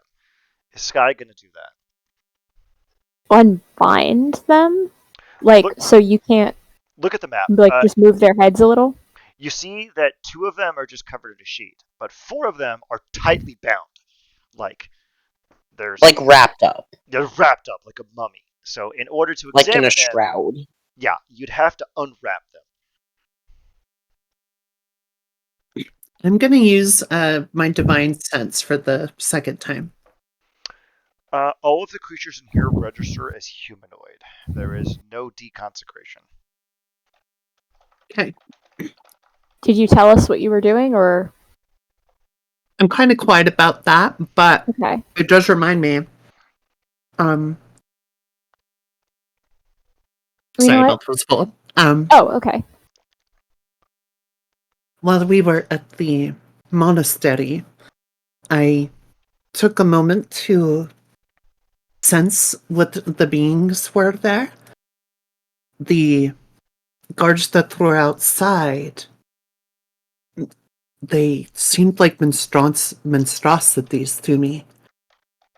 The Pujara seemed holy or celestial in nature. And being how we saw those bodies in pieces like that way and how she talked, I wonder if those guards are the remnants of people that have been put together. I wonder. I Wouldn't know be that's surprised. I'm sorry, what? Yeah. What? No, go ahead. Okay. Sky says, I wonder the cause of death for the 4 that are wrapped. And I guess more importantly, why they are wrapped. I think it's just a funerary custom, probably. And they just haven't gotten to these other 2 yet. This looks more ceremonial than, protective.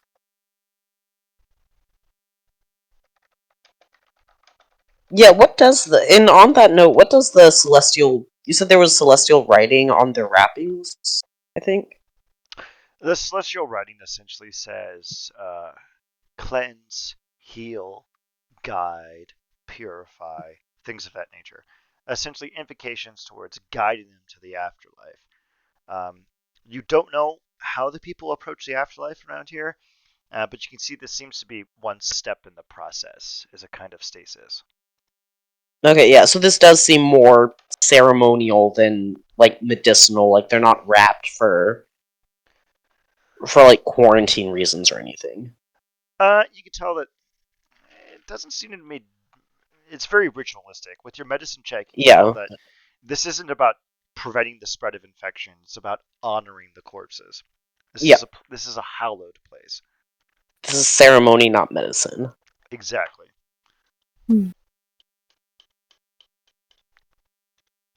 Perhaps we need permission before doing so. It can't hurt to check and be respectful. The celerity will go back up to the... You said there were guards to the morgue? Yes. One quick thing. Next to the little tiny prayer card was 3 amulets. They're made of lapis lazuli, and they have a eye at their center. Hmm.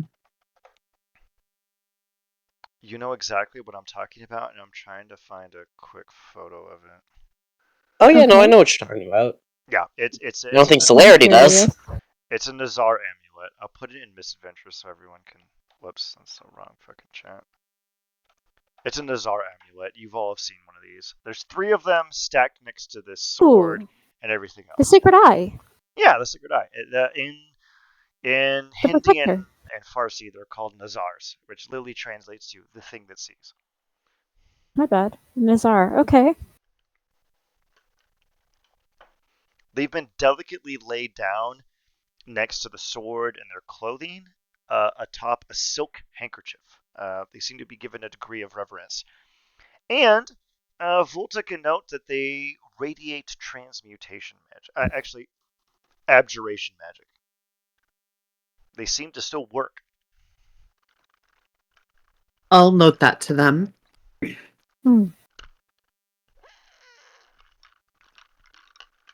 Useful. You want to go upstairs to the guards and request permission? Yeah. What do you say to the guards? And pardon me, but is it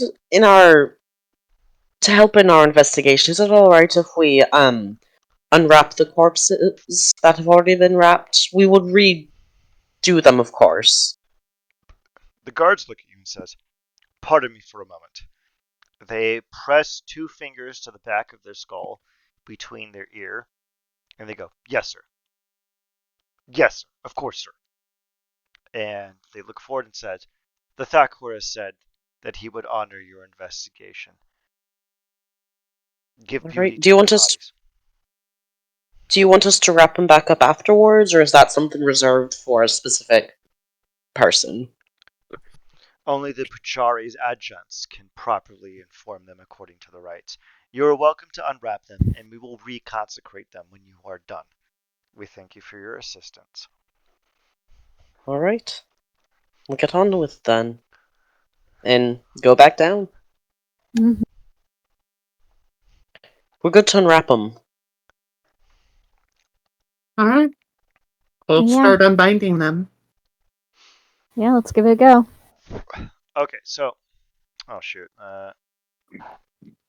So the 2 unwrapped bodies were young males, probably about 16, 17. The other 4 bodies, 3 of them are male, and 1 is female. The female one seems to be, as far as you can tell, in her late 50s or 60s. Crow's feet, the whole 9 yards. You can tell that she has a little worse for wear. The other 3 are male. The first one you unwrap. Actually, roll me a d4. If it's a 1, it's the woman. If it's any other number, it's the dudes. And let's see which one you open up first. Anyone can roll the d4. Whoever gets dealer's choice, go ahead. All right, this is bad. So you open up the first one, and you're greeted by the gnarled, desiccated, horribly disfigured remnants of a creature that seems to have been slain by a predator. Its entrails spool out of its torso. Thick claw marks graze across its flesh, and its face seems to have been eaten. Its jowls, its face, its cheek, its nose have been consumed in its entirety. You can see a skull peering outwards towards nothing. Ooh.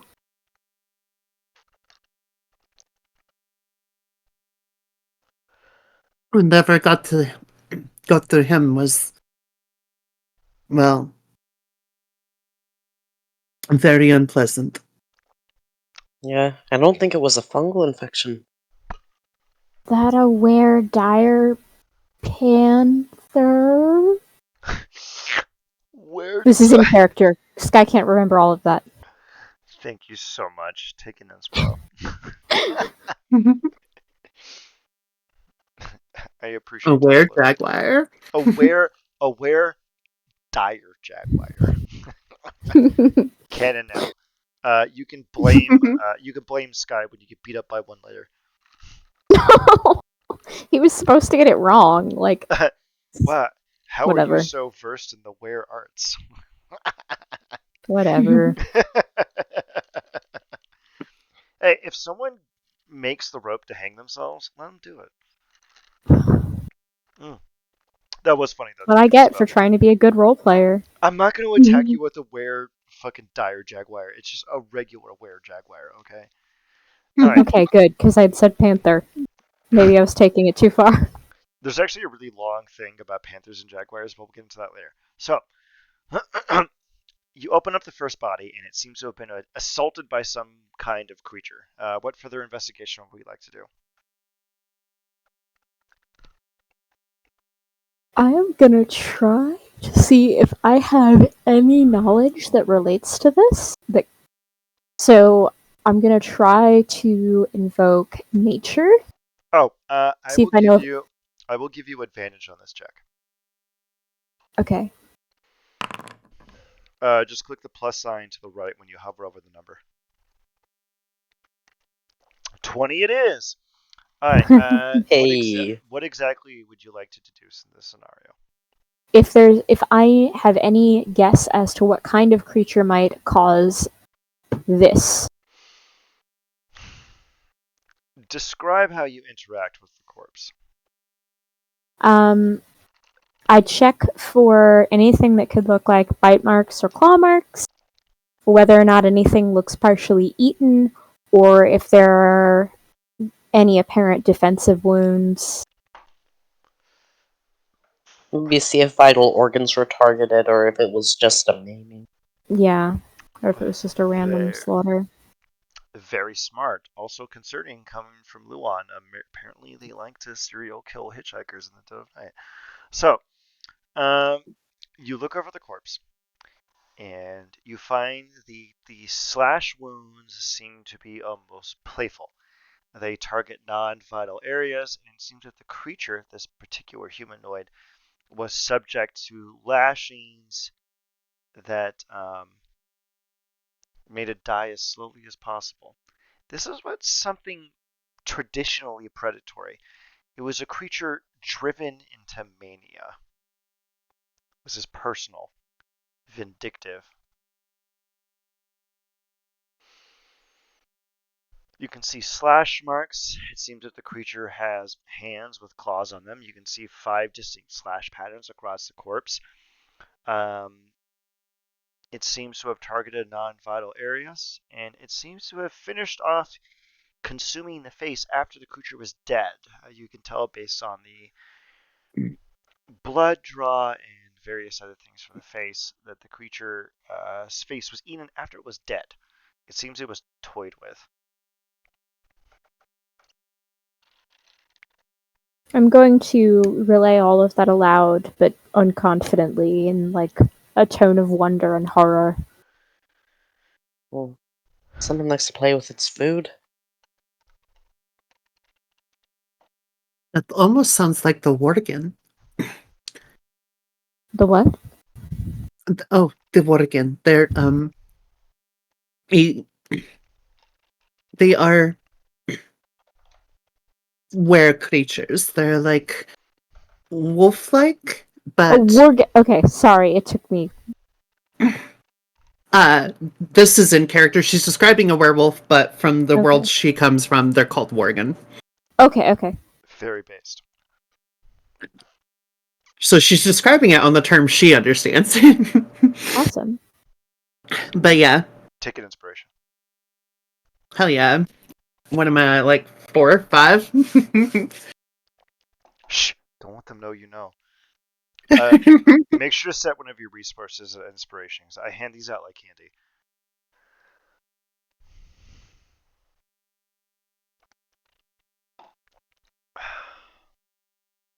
Now, will I use them or stock up till a boss fight? Trust me. Once we get to the fight, you're gonna want them. But go on. Okay.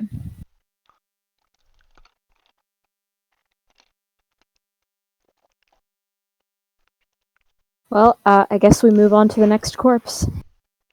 The other male corpses will have relatively similar adulterations, unless anyone wants to roll anything in excess.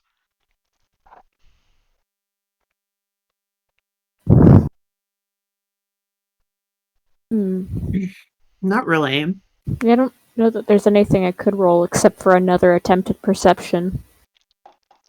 Like per body or something. Perception is macro and investigation is micro. So if you walk into a room Oh, and you're like, hey, I want to clock what's going on in the room, you roll perception. But if it's like, I'm going to examine the globe, that would be investigation. gotcha. That's why I'm asking for investigation when you're looking at a corpse. If you're like, Huh. hey, what's going on around the corpse? Perception, macro. Investigation Yeah. is micro. So just remember that. Good to know. Thank you. It's a stupid distinction, but it kind of makes sense. Um, the other two corpses, they're all male. They're hunters. It seems they were sent out into the woods in order to attack therianthropes. They have none of them are actually carrying any equipment. They've been stripped naked. They all have similar demarcations. It seems they were toyed with. Whatever they were fighting with, attacked them singularly, methodically, and over time in order to prolong their suffering. Something intelligent, something that isn't quite what you would call an animalistic predator, indicative of a therianthrope, aware.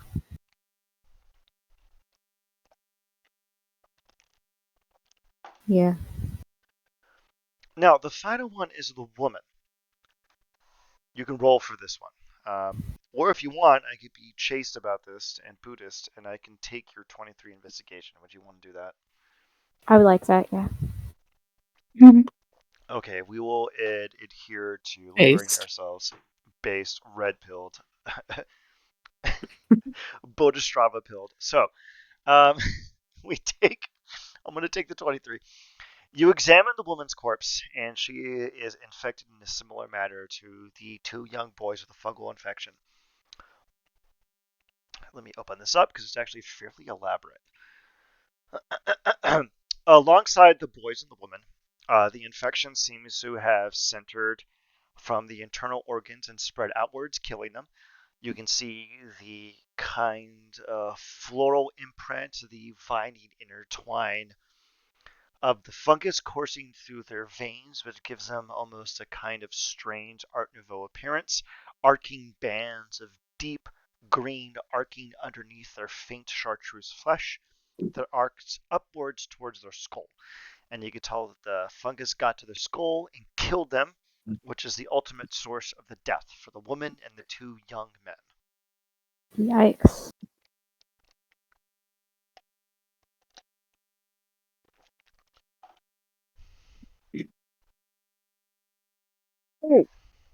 Far apart doesn't seem like they died, like within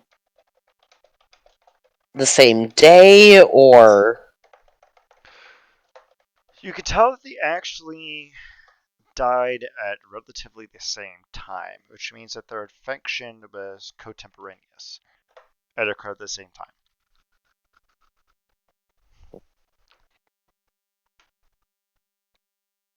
Hmm.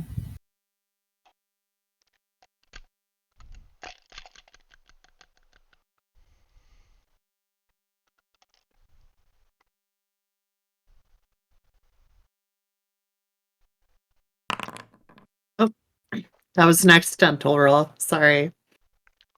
I am not hitting anything. I'm really Maybe sorry, just. but rules is written. You stab a corpse and commit sacrilege, like, which causes Yes. everyone to aggro. Like, Uh, that's fine. Stop. You have violated the law. You have committed crimes against Skyrim and your people. What do you say in your defense? Here's a bribe. Never mind, ma'am. Carry on. So, what else would you like to do aside from apparently violating corpses by stabbing them? Because Volta is just on that vibe right now. I'm like, need a sword. Just kidding.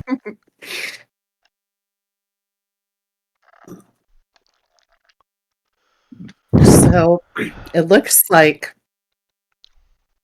with the fungal infection, I don't know, like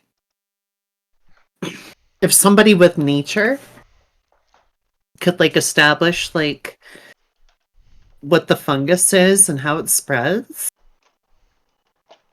that could be a big problem depending on how it gets around. A very wise observation.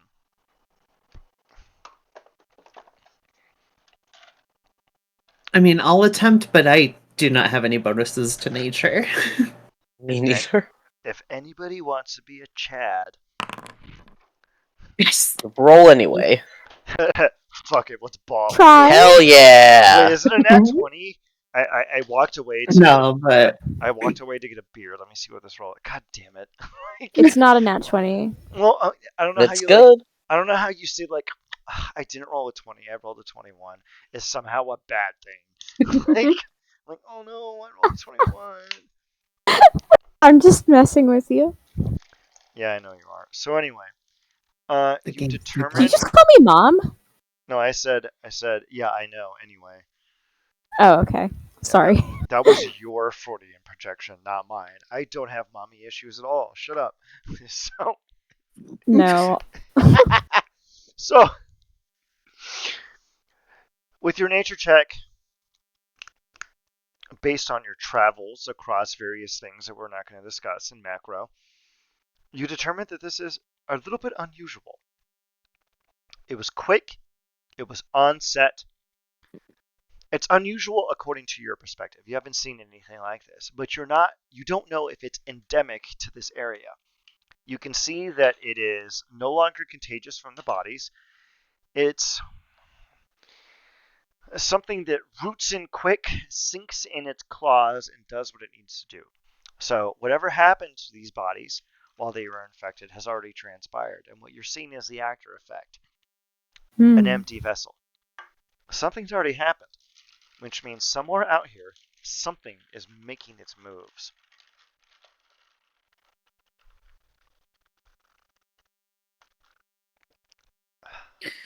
gee, gang, we have a mystery on our hands. Wait, hold Yeah. on. I have the exact GIF for this. If it's not Scooby Doo, I'm gonna be very disappointed. Oh, it is 100% Scooby Doo.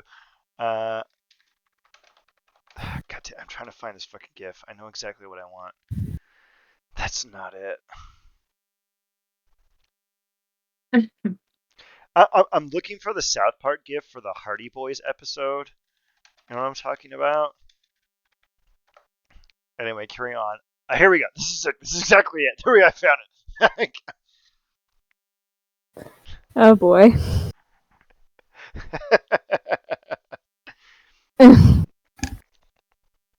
So, you've determined that there seems to be a kind of nefarious element here.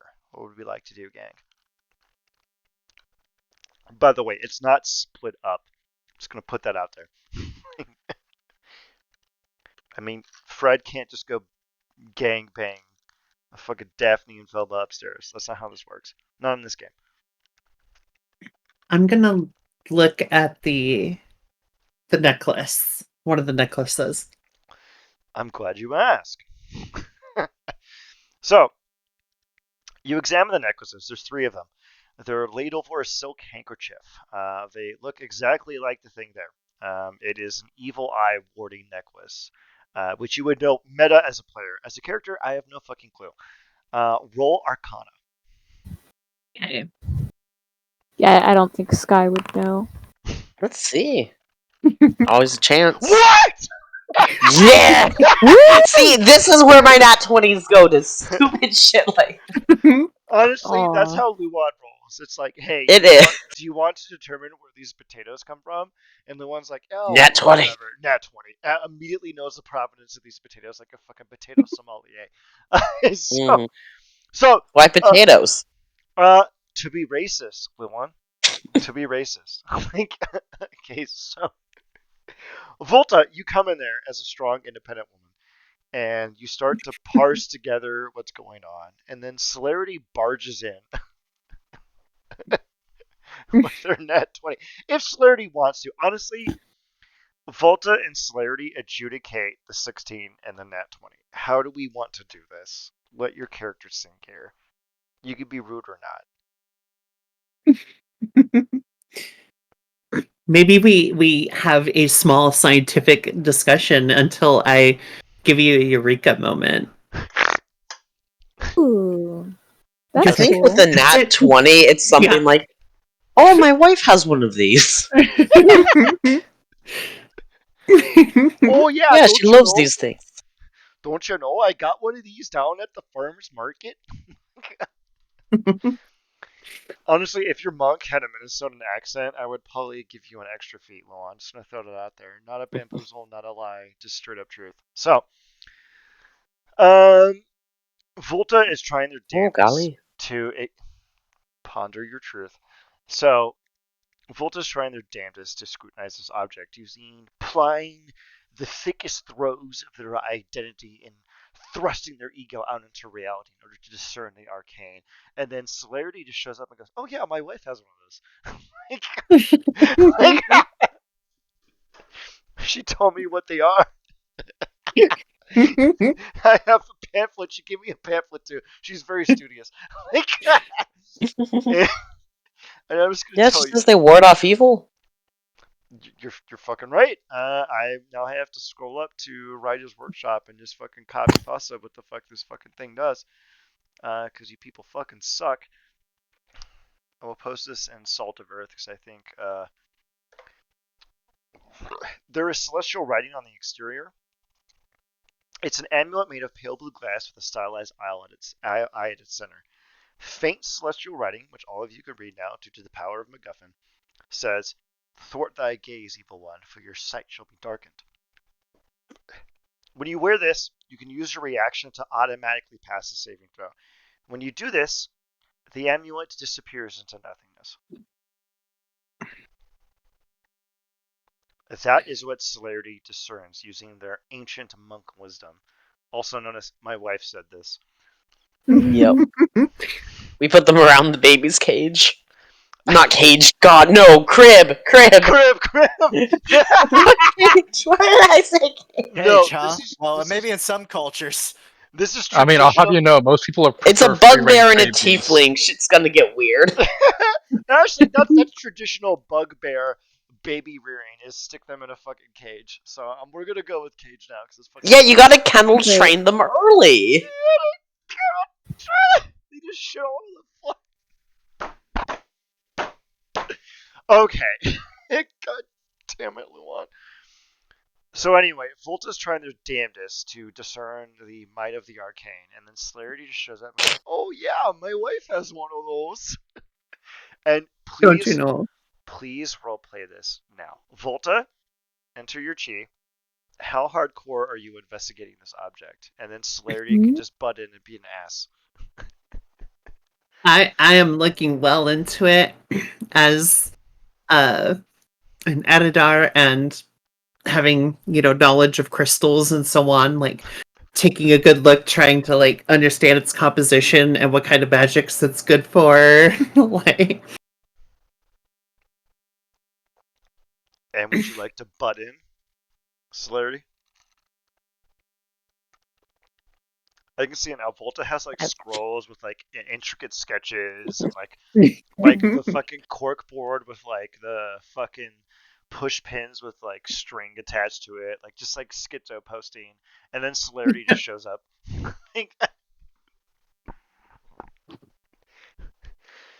Okay, no biting. Sorry. That was in My character. cat wants no biting. attention. That's not fun. Done. My cat wants attention. She's not allowed to bite. She has little needle teeth. It's not fun. It's not the fun kind of biting. For sure. Oh, cool, a Nazar. My wife has one of those. Oscar of the year.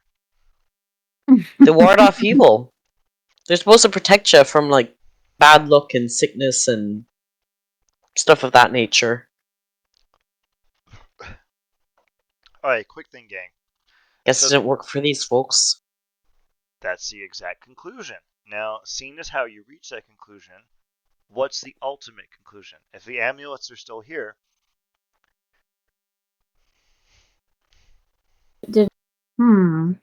Then the amulets did not protect them from whatever it was that killed them. the based. Take your inspiration, Sky.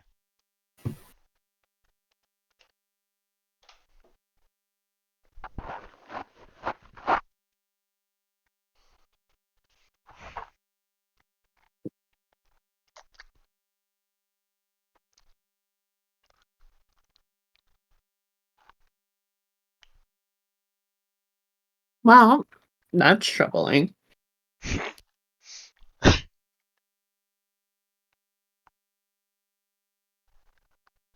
No, it's totally normal. What are you talking about? Or they're cursed. Shut up. Whatever killed them wasn't. Repelled. I don't know how to translate saving throw into normal people talk. Wasn't repelled by this. Whatever killed them wasn't magical. Oh. That's spooky. Celerity reached the correct conclusion. Now, Celerity, could you convey that? It wasn't magic that killed them, it was some natural force. I think. Suppose this is natural here. What a strange land. If you want I to get mean, they back would have home ripped even more. apart by a strange creature. Oh yeah, do we know which of the corpses these items belong to? Is there a way to tell? Now, the haphazardous stack is hunter equipment, something you would see on a ranger. 3 of them are grown adult men. They're riddled with scars and various protrusions that seem to indicate a life of hardship. 3 of them are 2 young men and a woman. Their hands lack calluses, and they don't seem to have the trappings of people who've had to labor for their life.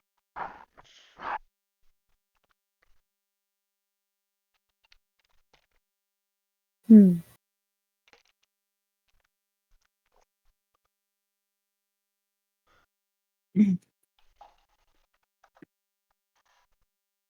Hmm. I think they belong to the hunters then.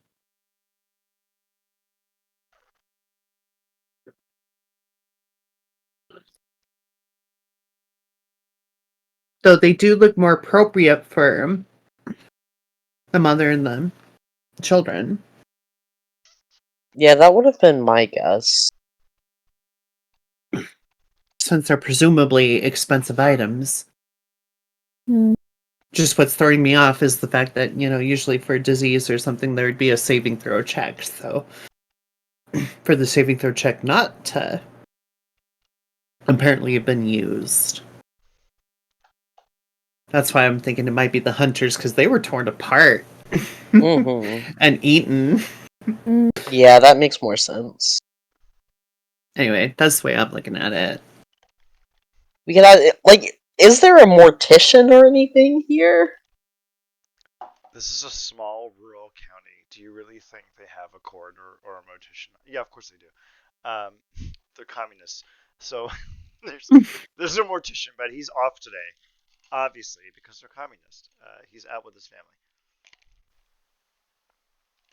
There's actually a small calendar on the wall that says, "Oh boy, previous day. Can't wait to take my 2-week vacation."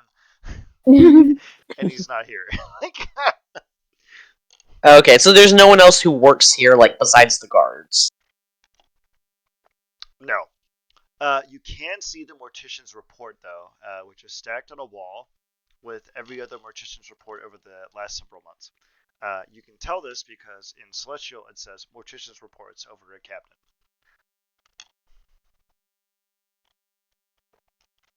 Let's read them. Give me an investigation check. With advantage. Okay. Because you have time to do this. It's not time constraint. Watch me 2 nat ones. Oh, close. Does somebody else want to read who's not dumb? They're using a lot of try. medical jargon and I'll give it a try, but I will let you know that the meta 17. matrix being controlling Sky is starting to get sleepy and 17. is trying valiantly to not. 17. Oh my god! Ah! Ah! I'm a fucking hell psyker! yeah! I'm a fucking psyker! Sky struts up, and I want Sky to describe to me the aggressively testosterone-induced way to explain everything to everyone. Like that scene in Independence Day where they hack into the computer's mainframe from the aliens because they realize that our computer technology is backformed from the aliens. That's your motif. Go on. Or you can do whatever you want. Please tell me out of character what I'm explaining then, because I'm at a following along point of exhausted. You thumb along the intelligence reports in there, and it basically describes increasing attacks from were jaguars over the course of the last few months. The one outlier is the fungal infection. And the coroner explains that the fungus is not something that is known to them within the taxonomy of this region, so it is an outlier. It is an alien.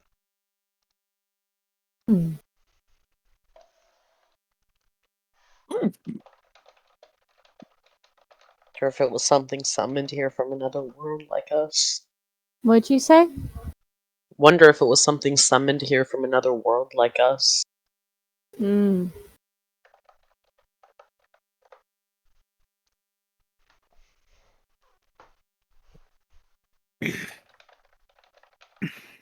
Well, I believe Weird. we've gotten probably all the information we can discern here. Perhaps we should look into the matter of the creature first, and then into the fungal thing after that. I agree that creatures seem a lot less contagious. Powerful energy. Is it not weird that there have been no reports of just natural deaths? No old age or anything like that? Is it weird that all the deaths are werewolf attacks? How far back do the records go here? 7 years. Okay, yeah, that's fucking weird. Even within a month, that would be weird. Like, you'd expect some natural death in a sizable population. And we don't necessarily know this is a...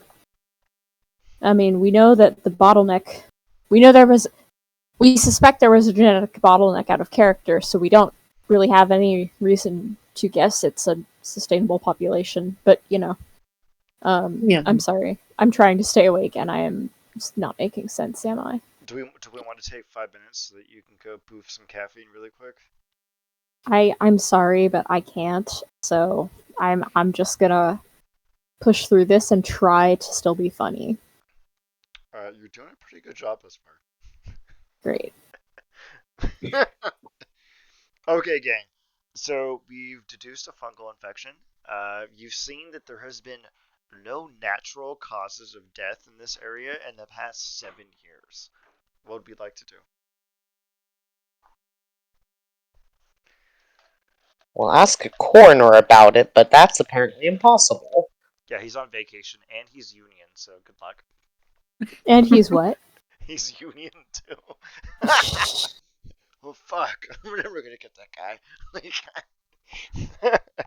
And he has tenure. Coroner's tenure.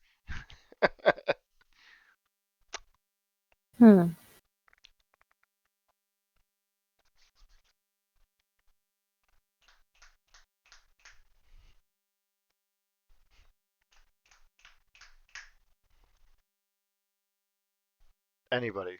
What do we want to do? I guess the guards are the only people here, so I'll go up to them. Okay. And ask... pardon me again, I don't know if you know this, but it seems like since the coroner's off here, maybe the closest people to ask. Is there a different morgue where the bodies of the naturally deceased go? They kind of raise their eyebrow when you say naturally deceased. Naturally deceased? What do you mean? Like, like people who die of old age. The guards quickly look at each other and go, old age? What do you mean? Do you not age here? Or succumb to age? They're rather confused. You're addressing them in Infernal, correct? Yeah. And they go, no, old age? People die here due to the fluctuations of just happenstance.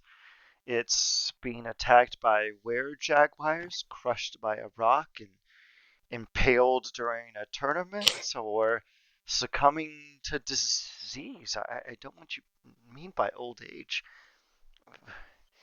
Just you can just die without anything happening to you? That's a bit horrifying.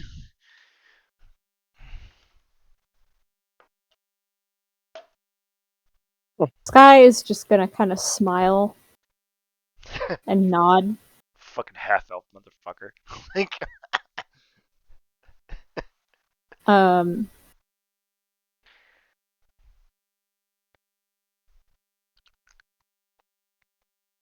yeah. anything else? Mm. How? I don't even know how to approach this. It's pretty unusual. You can kind of tell that the people here just don't understand what it means to die of old age because everything is tragic here. So, like, it's like, hey, do you know what it feels like to just die in your sleep surrounded by loved ones? And they're like, Bakana? Like, yeah, they have no idea. You can kind of tell that they have no idea what it means to just die a natural, peaceful death. Everything is kind of crass here. That's something you can. So, does the situation... So does it seem to be more like... There are two scenarios I'm thinking of. Either they just are like lobsters, they don't die unless someone kills them, or is it that, like, accidents and tragedy are so commonplace here that no one ever gets old enough to die? Sky is gonna assume the latter unless explicitly told otherwise. He's like, okay, yep, checks. The false gender binary, male and female. The true gender binary. Do you live eternally like a lobster, or do you just get bonked at random? I'm not going to tell you which one is which. They're, I presume that they're effectively immortal. The lobster gender. So, do y'all just... I guess, is there anyone who has just lived a really long, long time without succumbing to disease or murder? They raise their eyebrows and they scrutinize your question for a brief moment, and then their eyes widen, and then they slap themselves in the forehead. Ah, the emperor and the empresses. They just are. I think that's the closest answer to your question. They've been around as long as I can remember, and my father can remember, and my grandfather can remember, and my great grandfather can remember, and they've just always been here. I think if you wanted an answer to your question, you'd have to talk to them. How old are they? The guy raises his eyebrow. Old? How many years have you lived? I've lived 27. How many more years do you expect to live? I don't know. Things can be treacherous. I could get hit by a spear, or crushed by a rock, or sink into the river, or be slain by a were-jaguar. Sky is gonna try and see his luck with like reaching out and just putting a hand on the guard's shoulder, like easy now. Give me a performance check, and you may do so with advantage. Go ahead and describe your action towards the guard. Sky is gonna, as the guard gets more and more anxious, Sky is going to gather inside themselves a feeling of peace, of serenity, of connection, and roll that into their arm,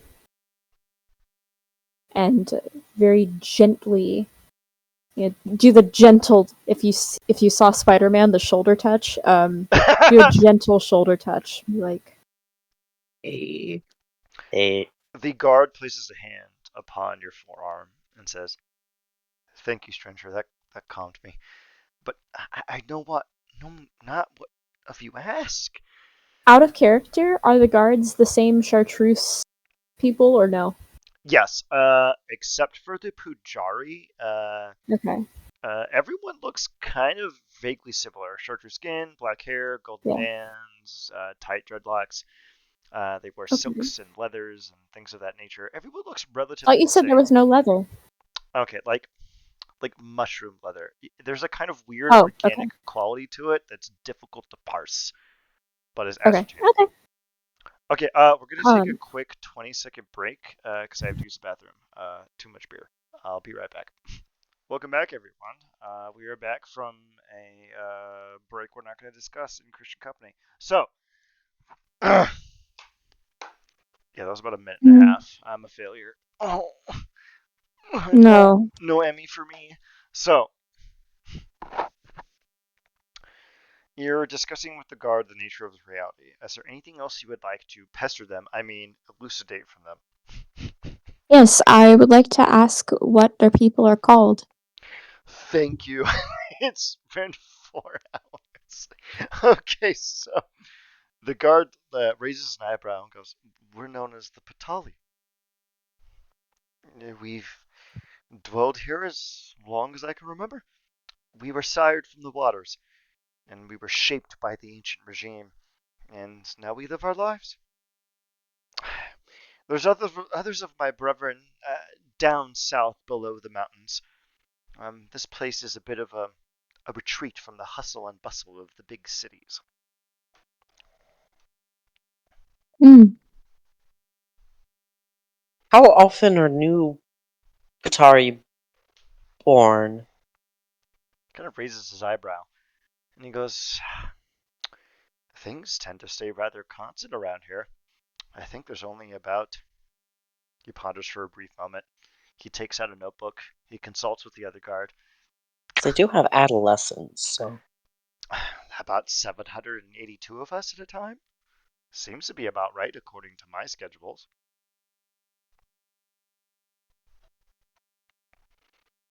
Interesting.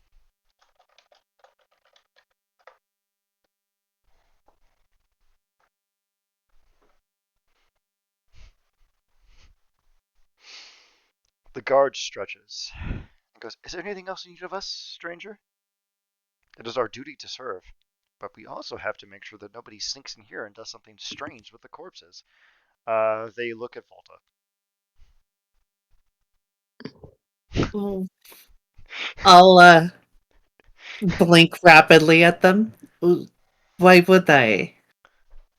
"Never mind, ma'am. You seem to be upstanding. Your blinking clearly conveys chastity." Sky Wait, will go ahead and curtsy at them, body language signaling an exit. I can't believe they'd infer that's about me. She says that she has devil feet and devil hands, devil skin. Oh, Yeah, that's what they Celerity's. mean. Yeah, remember, Celerity was actually raised by tieflings and has a tiefling wife and child, so. Actually, I Or think half you, tiefling child, I guess. I think you understand that Volta is in no way, shape, or form a tiefling. They just have the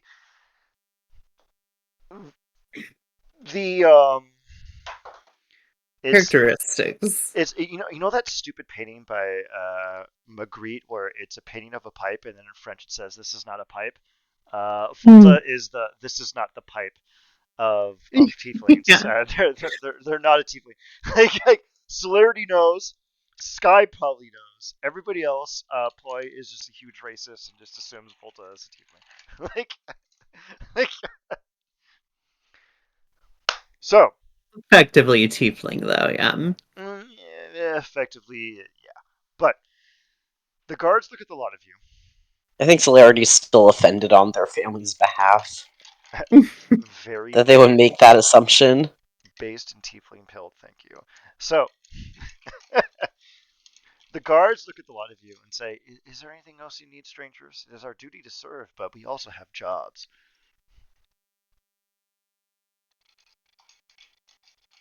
Thank Well, you I for guess doing that's good work.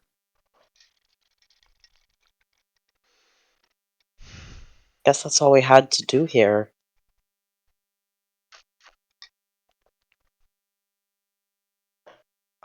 So, Oh, you notice one other thing. I forgot about this. It's actually very important for the MacGuffin.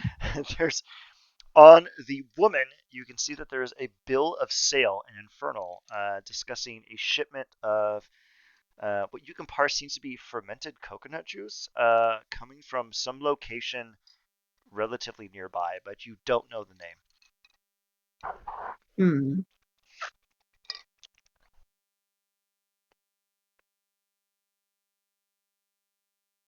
hmm. Hmm. Um, Out of character, I vote we get to a good stopping point for the rest to rejoin and then stop there. But I would like to do you all moving to the next location because it will involve one random encounter that will take great. like 15 minutes, and then you're good to go. So there's like a name here for a location in Celestial. It is Gerwarda. You don't know what the hell that word means in Celestial.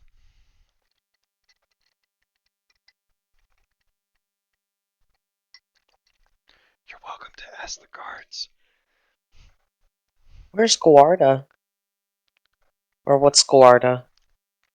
You can see the guards immediately begin to salivate, and they go, oh, "That's the distillery. It's a sacred place amongst our people. Oh, they produce the most intoxicating liqueurs there. What need would you have to go there? It is a sacred place."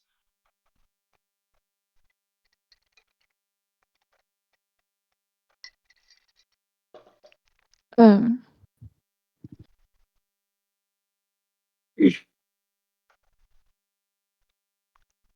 It might lead us to more clues about what happened to these people. hmm. The guards nod, and they go, "It has been some time since we've gotten coconut liqueur from them. I suppose it is a bit unusual. They've been known for their punctuality. Well, it's to the southeast. Do you have a map?" Afraid No. not. The guards Where would say, we be able to procure one? "Oh, by all means, as a guest." And they unfurl a map and they hand it to you. It details the surrounding environment. You can see that you are currently in Hadar. To the east is Mohenjo-Daro, and further east is Gujarat. You are on a central island. Far to the east is a place known as Niwas Jug, which is the castle that has been alluded to previously. You can see that there are islands to the north, the south, the west, and the east. And you can see that the location Gurdwara is to the southeast across the harbor to a solitary island. The guards tell you that you simply follow the road to the east and then to the south, and the guards tell you, and make sure not to go due south of the city. The place to the south is forbidden to us and to all outsiders. Go east and then bank to the southeast. When you reach the coast, you will find a boat, and they will be most obliged to take you to Gurdwara. Why is the South forbidden? The guard's flesh goes pale, and you can see the warmth that dances upon their skin fall into nothingness. It is simply forbidden. It is by the dictate of the ancient regime. No one goes south. Okay.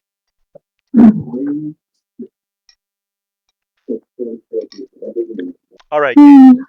You've been given your MacGuffin. What would we like to do? Proceed towards it. Based. I am more interested in attempting to find out what's up with that distillery than why we can't go south, but I guess that's whatever you want to do. Now you can be Chads and just go due south. I can't stop you. I'm a DM. I'm not a cop.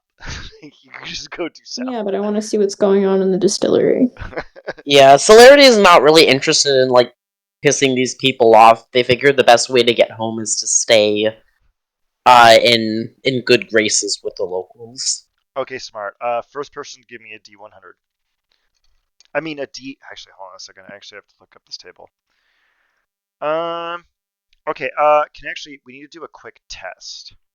Can everyone go over to the tables tab? If you go to the top right, you'll see like chat bubble, sword, map, person, briefcase, a book, and then like bullet points. Do you see that? Rollable tables. Yeah. Random You encounters. random encounters. Whoever clicks it first gets to decide what fucking random encounter you goons get, and then we will close I, out after the random encounters. okay, I clicked it and it pulled up a. Oh, here we go. There's the roll button. The landslide. Okay, so we have to unfortunately go with the landslide. Actually, the landslide is amazing. So this is gonna be pretty great. This is actually just. We will tee up the landslide. Let me open up random encounters. This is what I get for writing several page long random encounters. You exit yourselves from the guards and you make your way to the east in order to go to Gurdwara. Now, is there anything we would like to do before we leave town in order to stock up? You have whatever supplies you have on you. Would anyone like to get anything else? I'm not paying for shit in blood, so I believe we will need rations. How many rations do you have? How far southeast are we going? It's about a 12-hour journey. Yeah, we'll need rations. I don't currently have any. How do you not have any? You should have gotten them from your background. Did you not take a background? You're a soldier. Here, Yeah, it did not come with it, or for whatever reason. Background soldier. Okay, roll me. Oh, I have rations. Roll me 2d4 minus 2.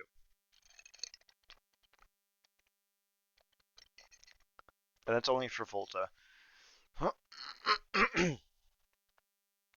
I'm actually kind of angry. Okay, you have 4 rations, Volta. Okay. Okay, and I'm kind of mad we didn't take the Giselle because it would have been horrifying. Do we want to do a group vote over the landslide or the Giselle? I vote I horror. vote for whatever requires least of me.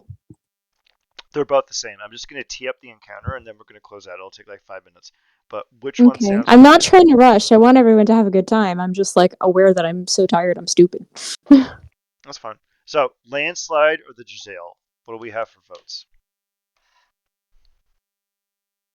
Well, he said that Giselle was horrifying, so that immediately interests me. Okay, that's 1 vote. Lilith, SJ? The Whitley one votes. That's 2.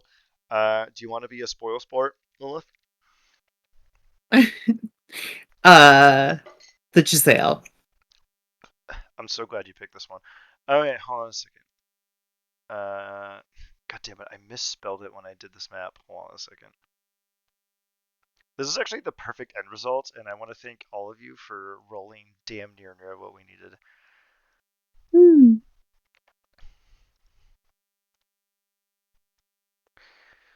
Let me see. This is a very elaborate description. You make your way to the east. You mire through the jungle. It's alive with the sound of animals. Wind rushes through the boughs of the great trees. And eventually, after several hours, you discover a trail of white smoke billowing over the treetops. Perception check. Mm. If someone nat 20, so I'm just going to end my life right here, right now. Okay, good. Thank you. Thank you, everyone. Now, celerity, you notice that the smoke is gray. Do you understand why that is indicative? Luan does not. It means that the fire is not fresh. It is burned out. Because if the smoke was black, it means it was smoldering and old. Um,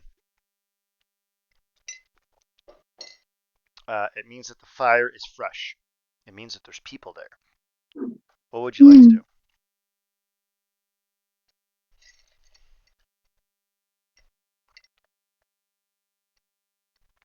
Hmm. I think just continue on our way. Mhm. Headed towards that. Or, I mean, like, maybe. Or should we avoid them?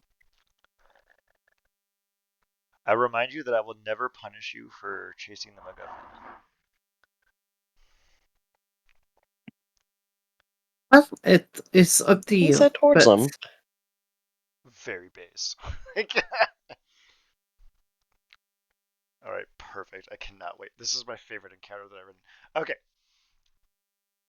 you move through the jungle, and you find before you what you see: a small encampment, recently abandoned. A fire smolders. Provisions lie strewn about. A curious object, a length of metal capped with a stalk of wood, like a heavy crossbow, lies propped against a nearby tree, seemingly unfired. Pouches lie strewn about it. Packs lie unopened. There's no sign of outward distress. Mm. Don't like this.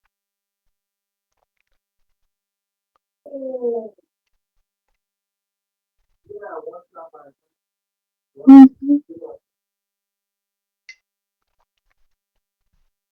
I'll, I guess, check the perimeter. Perception.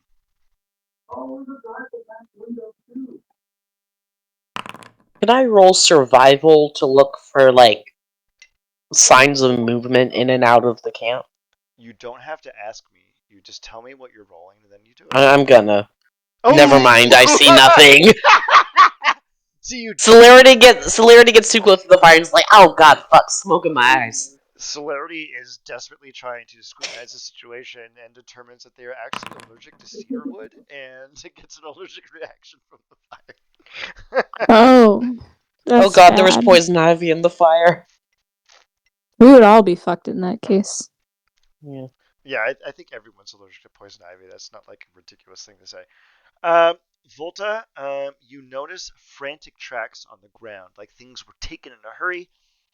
You can see large footprints, animalistic bipedal, but not quite humanoid. Uh, Something monstrous.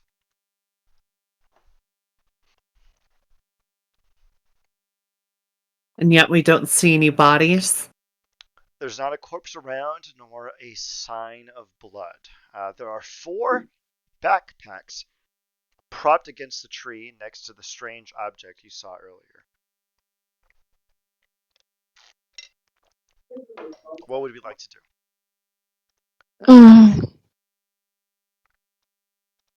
I'd like to investigate the strange object. Yeah, I like things that are strange. Okay. Apparently, I didn't make this yet, so we're gonna have to figure that out. So, what is your familiarity with firearms, celerity? Celerity doesn't personally use firearms, but I imagine in their line of work, they've worked with plenty of people who do. You deduce that the object So that I is say lurking. passing. You deduce the object against a tree seems to be a very sophisticated long arm with rifling. You can see that the pouches that are perched against its base are black powder, rune powder, used by gnomes in the setting that you're accustomed to. And you deduce that the object is a gun that uses rune powder. Curiously, you notice that Hmm. it is armed. There is a Round packed into the chamber, and it is filled with powder, yet it is untouched, unfired. And it lays there tantalizingly.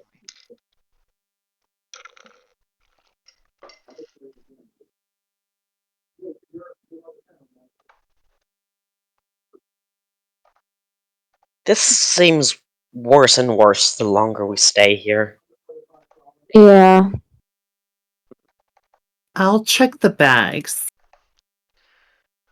Oh, what a terrible mistake.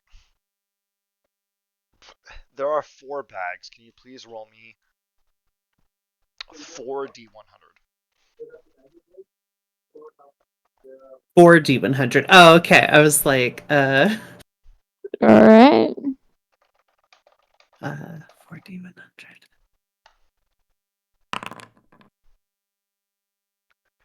Let's see what we have here. That's Oh not shit! right. You succeeded on one of them. Actually, you succeeded on 2 of them. Not bad. Mm. Let me see what I wrote down here. Roll me Oh, an. that's not what I'm trying to do. Oh. That's not quite it. Um, Don't worry. Volta did it. Volta did the surging. mhm. Amusingly enough, both of you did the exact same thing, which succeeded twice. So kind of odd. I want each of you to give me 1d4. 1d4? Okay, a 4, not bad. It's gonna be a. Okay, good. Okay. Let me just double check here. I love random roll tables so much. I'm fucking addicted to them. They're so fun. Don't tell anyone. I'm gonna uncap this because I'm a Zoroastrian. Roll me a D67. Each of you. How do you do that? Just do like here. Look. Just do // RD67 without the parenthetical, without the apostrophe. Yeah, 59. And a 50. And okay, I'm gonna take. Actually, it was only for Volta and Sky because some of them were trying Oh, okay. to actually search the bags. I'm like some fucking cowards. Never mind. I'm still looking at the gun. Still trying to get smoke out of my eyes. 59 and 51. Okay. Top or bottom, Volta? Top. Top. Top. Top. Okay. Top.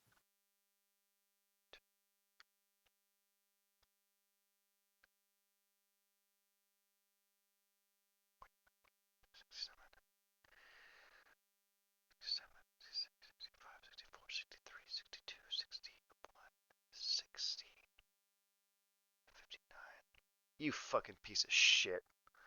Okay. You find a. Oh my god, I get to introduce my favorite concept of this entire section. You open up the bag, and you see within it a coiled, spindly thing, almost like a serpent, eating upon itself. It pulsates with arcane energy. What would you like to do? Well, Sky definitely recognizes the Ouroboros symbol. Yeah. This is for Volta, though, so if you'd like to butt in, you're more than welcome to. I'll hold it up and do you either of you recognize what this is?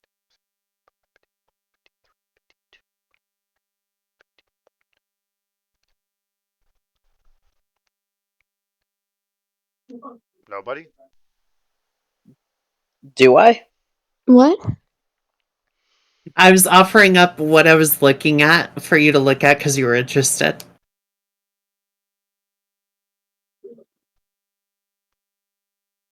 She's holding up the Ouroboros. Yeah, it's a coiled serpent wrapped about itself. Its flesh is molting, scales peel off its body, and you can see pulsating energy coursing from within. It seems to be agitated, aggravated, agonized. What the fuck is that?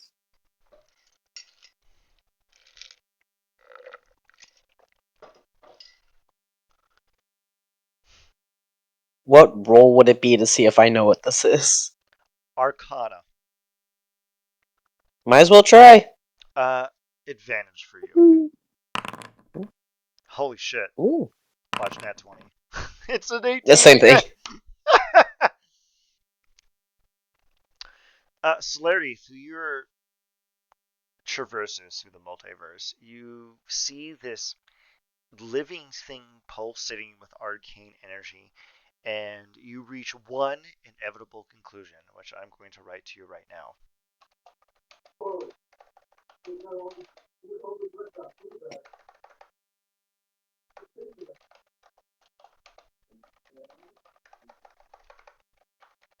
Oh.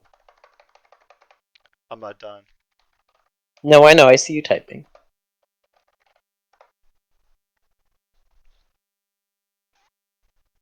Ooh. Carry on, Celerity. It's a living potion. You reach the conclusion that the arcane energy that allows this potion to operate is stored within the life of the creature that they hold. Killing the creature allows one to access the arcane energy within it. In order to use this potion, you have to kill the snake and eat it. Huh. Do I know what the potion does? You have no fucking clue. It's like a fucking snake. Like you have no idea. The DC on that would be 20. So if you'd like to do again, you're more than welcome to. For the time being, you can just stash the snake inside a hole and hope it doesn't bite anyone, because that's what snakes tend to do.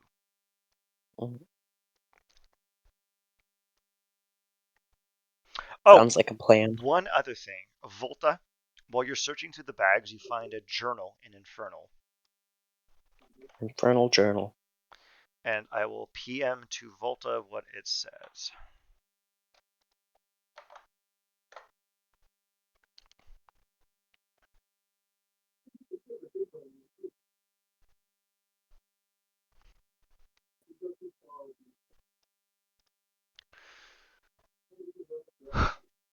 Okay. Now, there's one potion, which was a coiled snake about itself. And then there's another potion. It's a bulbous mass, a circular thing that pulsates with energy, and you can see two eyes on the exterior that look at you with intent and purpose. It waits to be used. That's the one that Sky finds. Volta finds the other one, the snake coiled upon itself.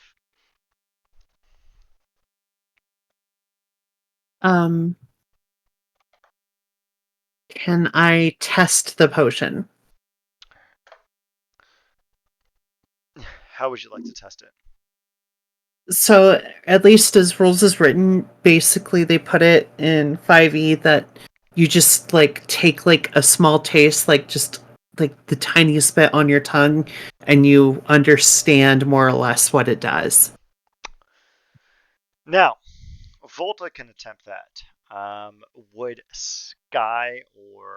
would Celerity attempt that?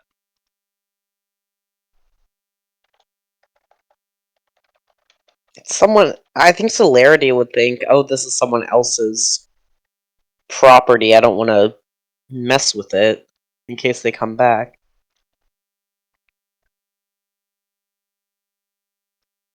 Sky, do you want to be brave?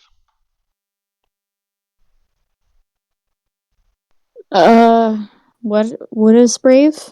Do you remember the poem you read recently? Fuck.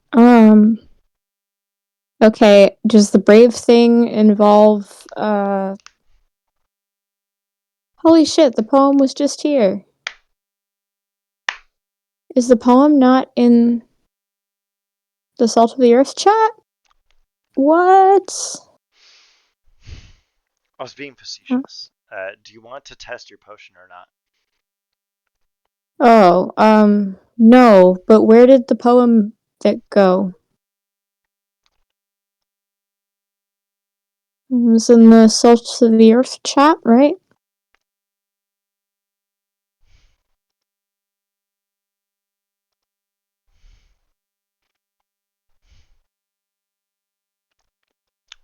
Here, 1 minute. Let me find it for you.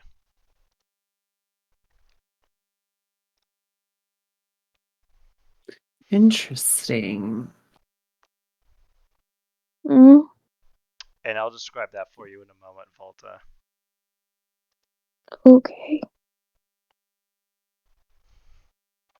Okay, I will put the Brave poem in the Salt chat. Thanks. Much appreciated.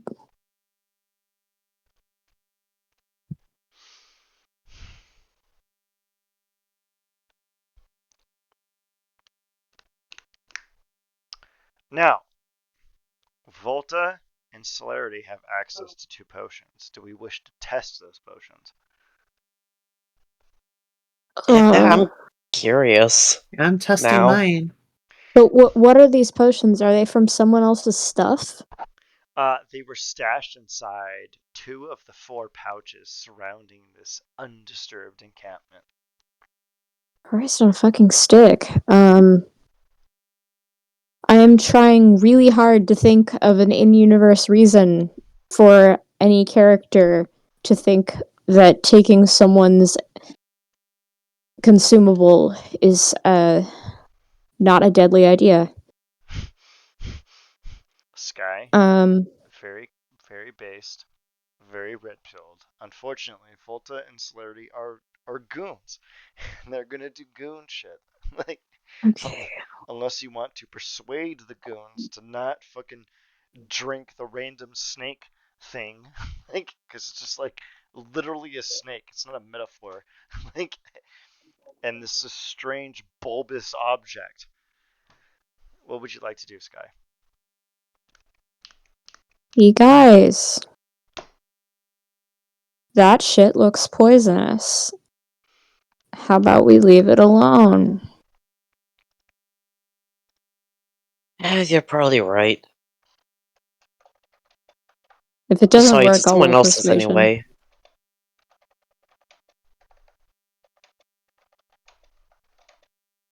I'll just bottle it up. Rebottle it up. I'll put it back where it came from. Cringe. But powerful. Take an inspiration. Won't lick the snake. Don't lick the corpse. Stupid fucking encounter. I love that encounter.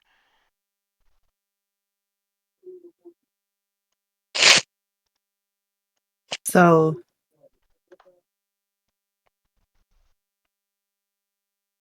okay. So, the journal,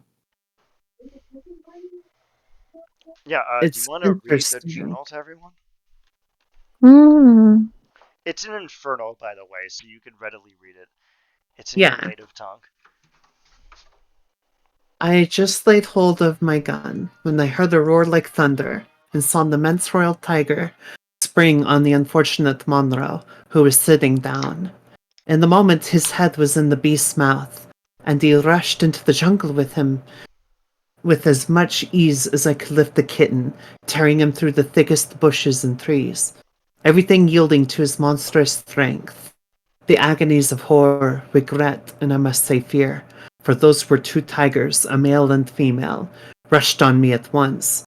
The only effort I could make was to fire at him, though the poor youth was still in his mouth. I relied partly on Providence, partly on my own aim, and fired the musket. I saw the tiger stagger and agitated, and I cried out so immediately. Mr. Downey then fired 2 shots, and I 1 more. We retired from the jungle a few minutes after. Mr. Monroe came up to us all over blood and fell. We took him on our backs to the boat and got every medical assistance for him from the Valentine man, which lay at anchor near the island, but in vain. He lived 24 hours in the extreme of torture.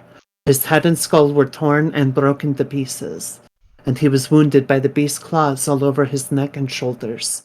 But it was better to take him away, though irrecoverable, than leave him to be devoured limb by limb. We have just read the funeral service over his body and committed it to the deep. He was an amiable and promising youth.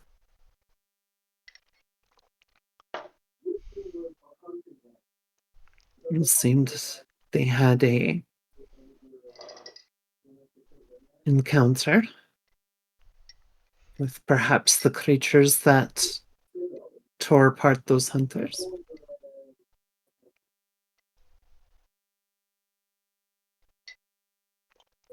Seems like it. Anything further?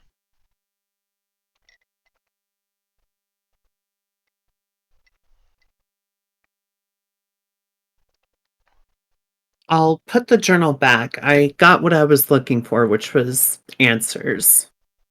Mm-hmm. And Give me a perception check. The DC is 10. All of us are just well, Everyone. damn, God damn, just Volta. under. Fucking god, what the fuck? I think I passed the DC. Yeah, you might have. Good job, Volta and Sky. Great job here. So, do you remember when you entered into the area and there was a kind of titanous din of birds and insects chirping? It's they gone silent quiet now, now? hasn't it? It's gone deathly Mm. quiet. The silence of the forest permeates all of you, and only celerity is quick enough to catch on. And so then celerity sees emerging from the woods large, ravenous creatures, humanoid shapes like that of a jaguar, but in the form of a man emerge from the woods. Blood cakes their fur. Their fangs are dripped in sinew and intestines. They skulk forward. They stare at the lot of you. And that's where we're going to end it for today. Alrighty. What a cliffhanger. Fun session, y'all. Great job. Yes. Good work, Mhm. gang. Let me pause the recording.